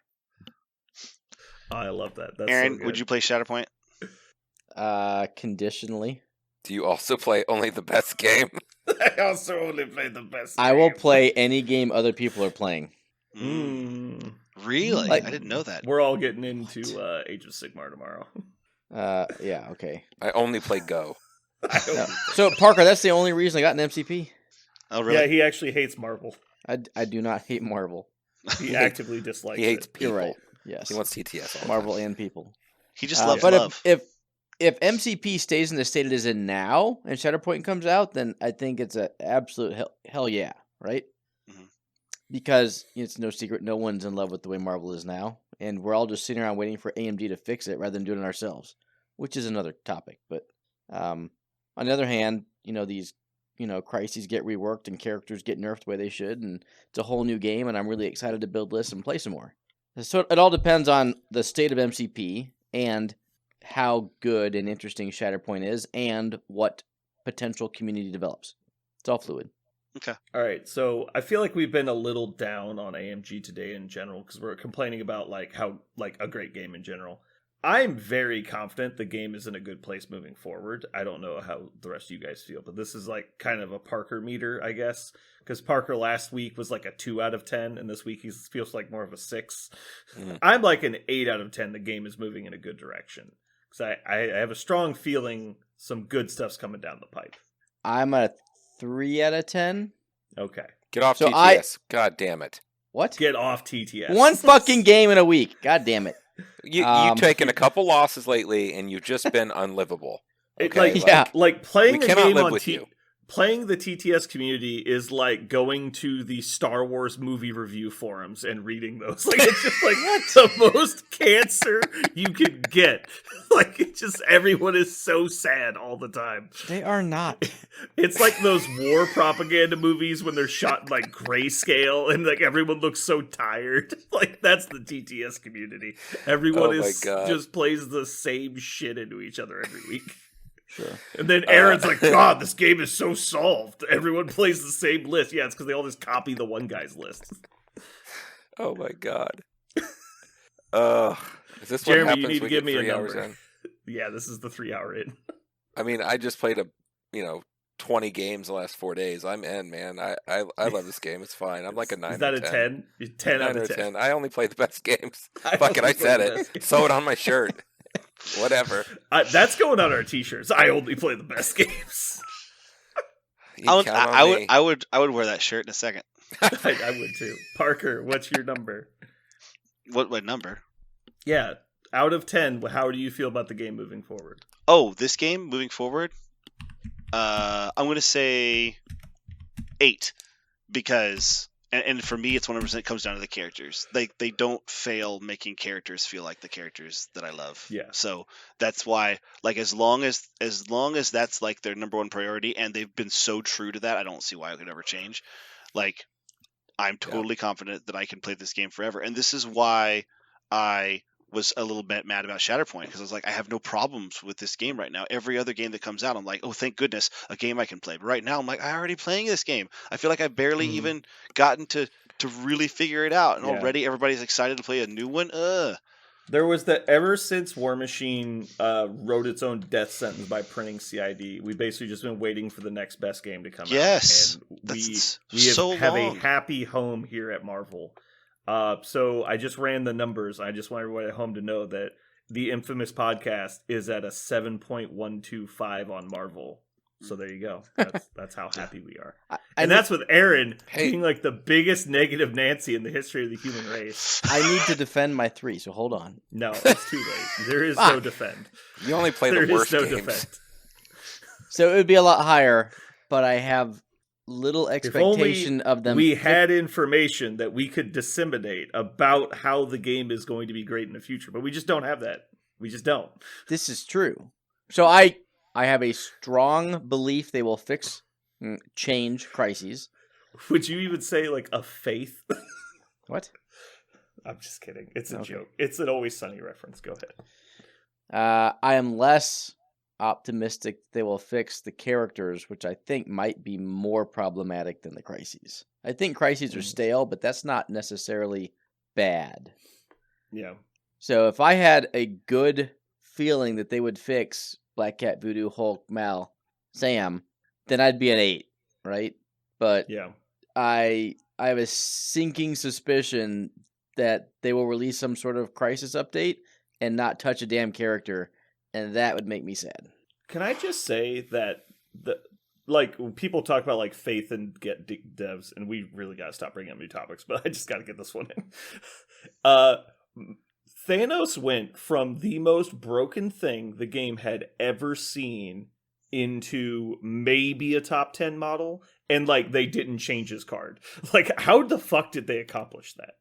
Like, it was like some kind of like out of the box voodoo thinking. wizardry. They really do think out of the box with this kind of stuff. Yeah. I'm 100% with you. Yeah. I agree too. I think that Malekith needs to have a reality stone. If that's what we're talking about, right? We can have stones on. That's fine. I mean, if he got restricted, would it affect anybody's list? Nope. Yeah, I don't think so. No, but Because the people that are playing him are already all in. But but what I mean is, they have already demonstrated they have the ability to go outside of the box, like outside of what I could possibly imagine. And then when they come up with it, I go, that is elegant. That's succinct and elegant. And let's see if it works. Oh, it does? Well, good read. Like really good read of like your player base and your game. What a really good job. So I think that's why I say I have an 8. Is the only reason why I don't have a 9 or even a 10 is because there are these eddies, where I don't get to play the game and I just get to think about it, and not all my thoughts are positive. But that's really it, because if I just get to play the game a whole bunch, I only have fun. I only enjoy it. Yeah, I feel like if you get your information from the internet, you're always down on the game, and if you don't, then you're always up on the game. Like it's weird. I will say that I think my only big critique of the devs is that they get all of their information from like one pool. And I think that's more of an aspect of COVID and less of an aspect of like how they get their information. Because the community's been so fragmented into these tiny little pods because of COVID and no travel and no cons that I don't think it was even possible for them to have a pulse on the entire community. Because there's like different groups that are like, this has been broken since day one and nobody's ever like really been playing it. Like we had a huge problem with criminals in our meta, and then other metas never experienced that. And then other metas had a big problem with Asgardians. We never had that problem because everyone played Smashy Boys and they didn't exist in that meta. So it was just weird. And so now that the metas are starting to mingle again with all the travel starting to fire back up, I'm really excited that I think the game development's going to get a boost from that also, because the information they'll be getting about the games that are happening is going to be more true on like a national scale than just like the two communities near them and a playtest group are the only information they get. Just out of curiosity, have we heard about Shatterpoint? Well, because one of the things they've said about this game for a while that frustrates us, I know, as sometimes, is they've been pretty unabashed about saying the competitive scene is not our priority. Like, we want our game to be balanced around game experience. We don't want people to feel like it's always negative, but we're not trying to balance this game around the most competitive possible play. Do we know anything like that for Shatterpoint? Is Shatterpoint going to be similar, or is it going to be? That, I believe, for them is a company standpoint, not a Marvel Crisis Protocol standpoint. Well, then I think that I think Shatterpoint's not going to hold anything very special, unless like you said, Aaron. Oh, you mean what if Shatterpoint was their competitive game and MCP was the casual game? Mm-hmm. Yeah, I don't see that being the case. That would really blow me away. It would surprise me as well. But I was just thinking about a differentiation, right? Like something to make them different. But yeah. It's co-op. But But you see, the difference is one side has lightsabers. Actually, hold on. Have you seen Crimson Vader? I don't think that's a thing that I recognize. Although I will give you an apology. I assembled my Crimson Dynamo. I did not realize he literally has a Darth Vader helmet, and so I totally understand why you did it. At the time, I never bothered to look at his face, and I was like, "You're an idiot! Like, this is the stupidest thing I've ever seen." And then I put them all together. Like, oh, he's got a Vader helmet. No wonder he did it. Yep. I completely understand. And look at the pose. The pose is just, you combine the two. It's like that's whatever. Put a lightsaber in the dude's hand. You're reaching. I don't know about that. Reaching for a lightsaber.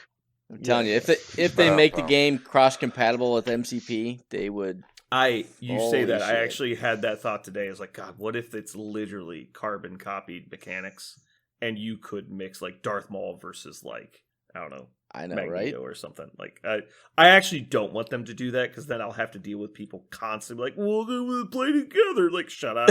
It's a War Machine Hordes thing. Yeah, like a War Machine Hordes thing. Like if you could, but if people are like trying to combine lists or something, but if you could only play one and then they fought against each other, I would just be worried that one side would always have an edge because it's like, how do you balance the two game systems against each other? I don't know. Because you know there's gonna be force points, like it's gonna happen. And That never like one side would have a whole resource mechanic the other side didn't have access to. They've tried to do that in so many like different kind of game systems, video games and otherwise, and it never works. Yeah. Well, it worked great in War Machine Hordes, right? It was the close. I mean, it didn't work Well- great. One side was obviously better, but they made them worse in other ways. So it was interesting. I don't know that they were ever actually on the same par, but it was very close. I would buy very close for a more well-rounded and robust player group. How about that? For a miniatures game, it was fine. I don't know that it was actually perfectly balanced, but it was probably as close as you're going to get in the real world. So I don't think they're going to do it, but I would like it. Yeah. I don't want them to make them cross-compatible. If they was as like only a casual format and it was like not sanctioned for tournament play, but it was technically compatible, I'd be fine with that. But I really don't want it to be like the blah, blah, blah, blah, AMG tournament and you just bring whatever army you feel like. Like, I don't want to deal with that. Mainly because I don't want to have to buy like releases for 2 separate games at all times just to stay up. Like, what happens when tactics cards for Marvel start coming out in Shatterpoint boxes? Like, I just don't want to fucking deal with that. Yeah. Anyway, we gotta get the fuck out of here. We're way over time. Thanks everybody for listening. Hope you had a good time. Bye. Bye. Good day.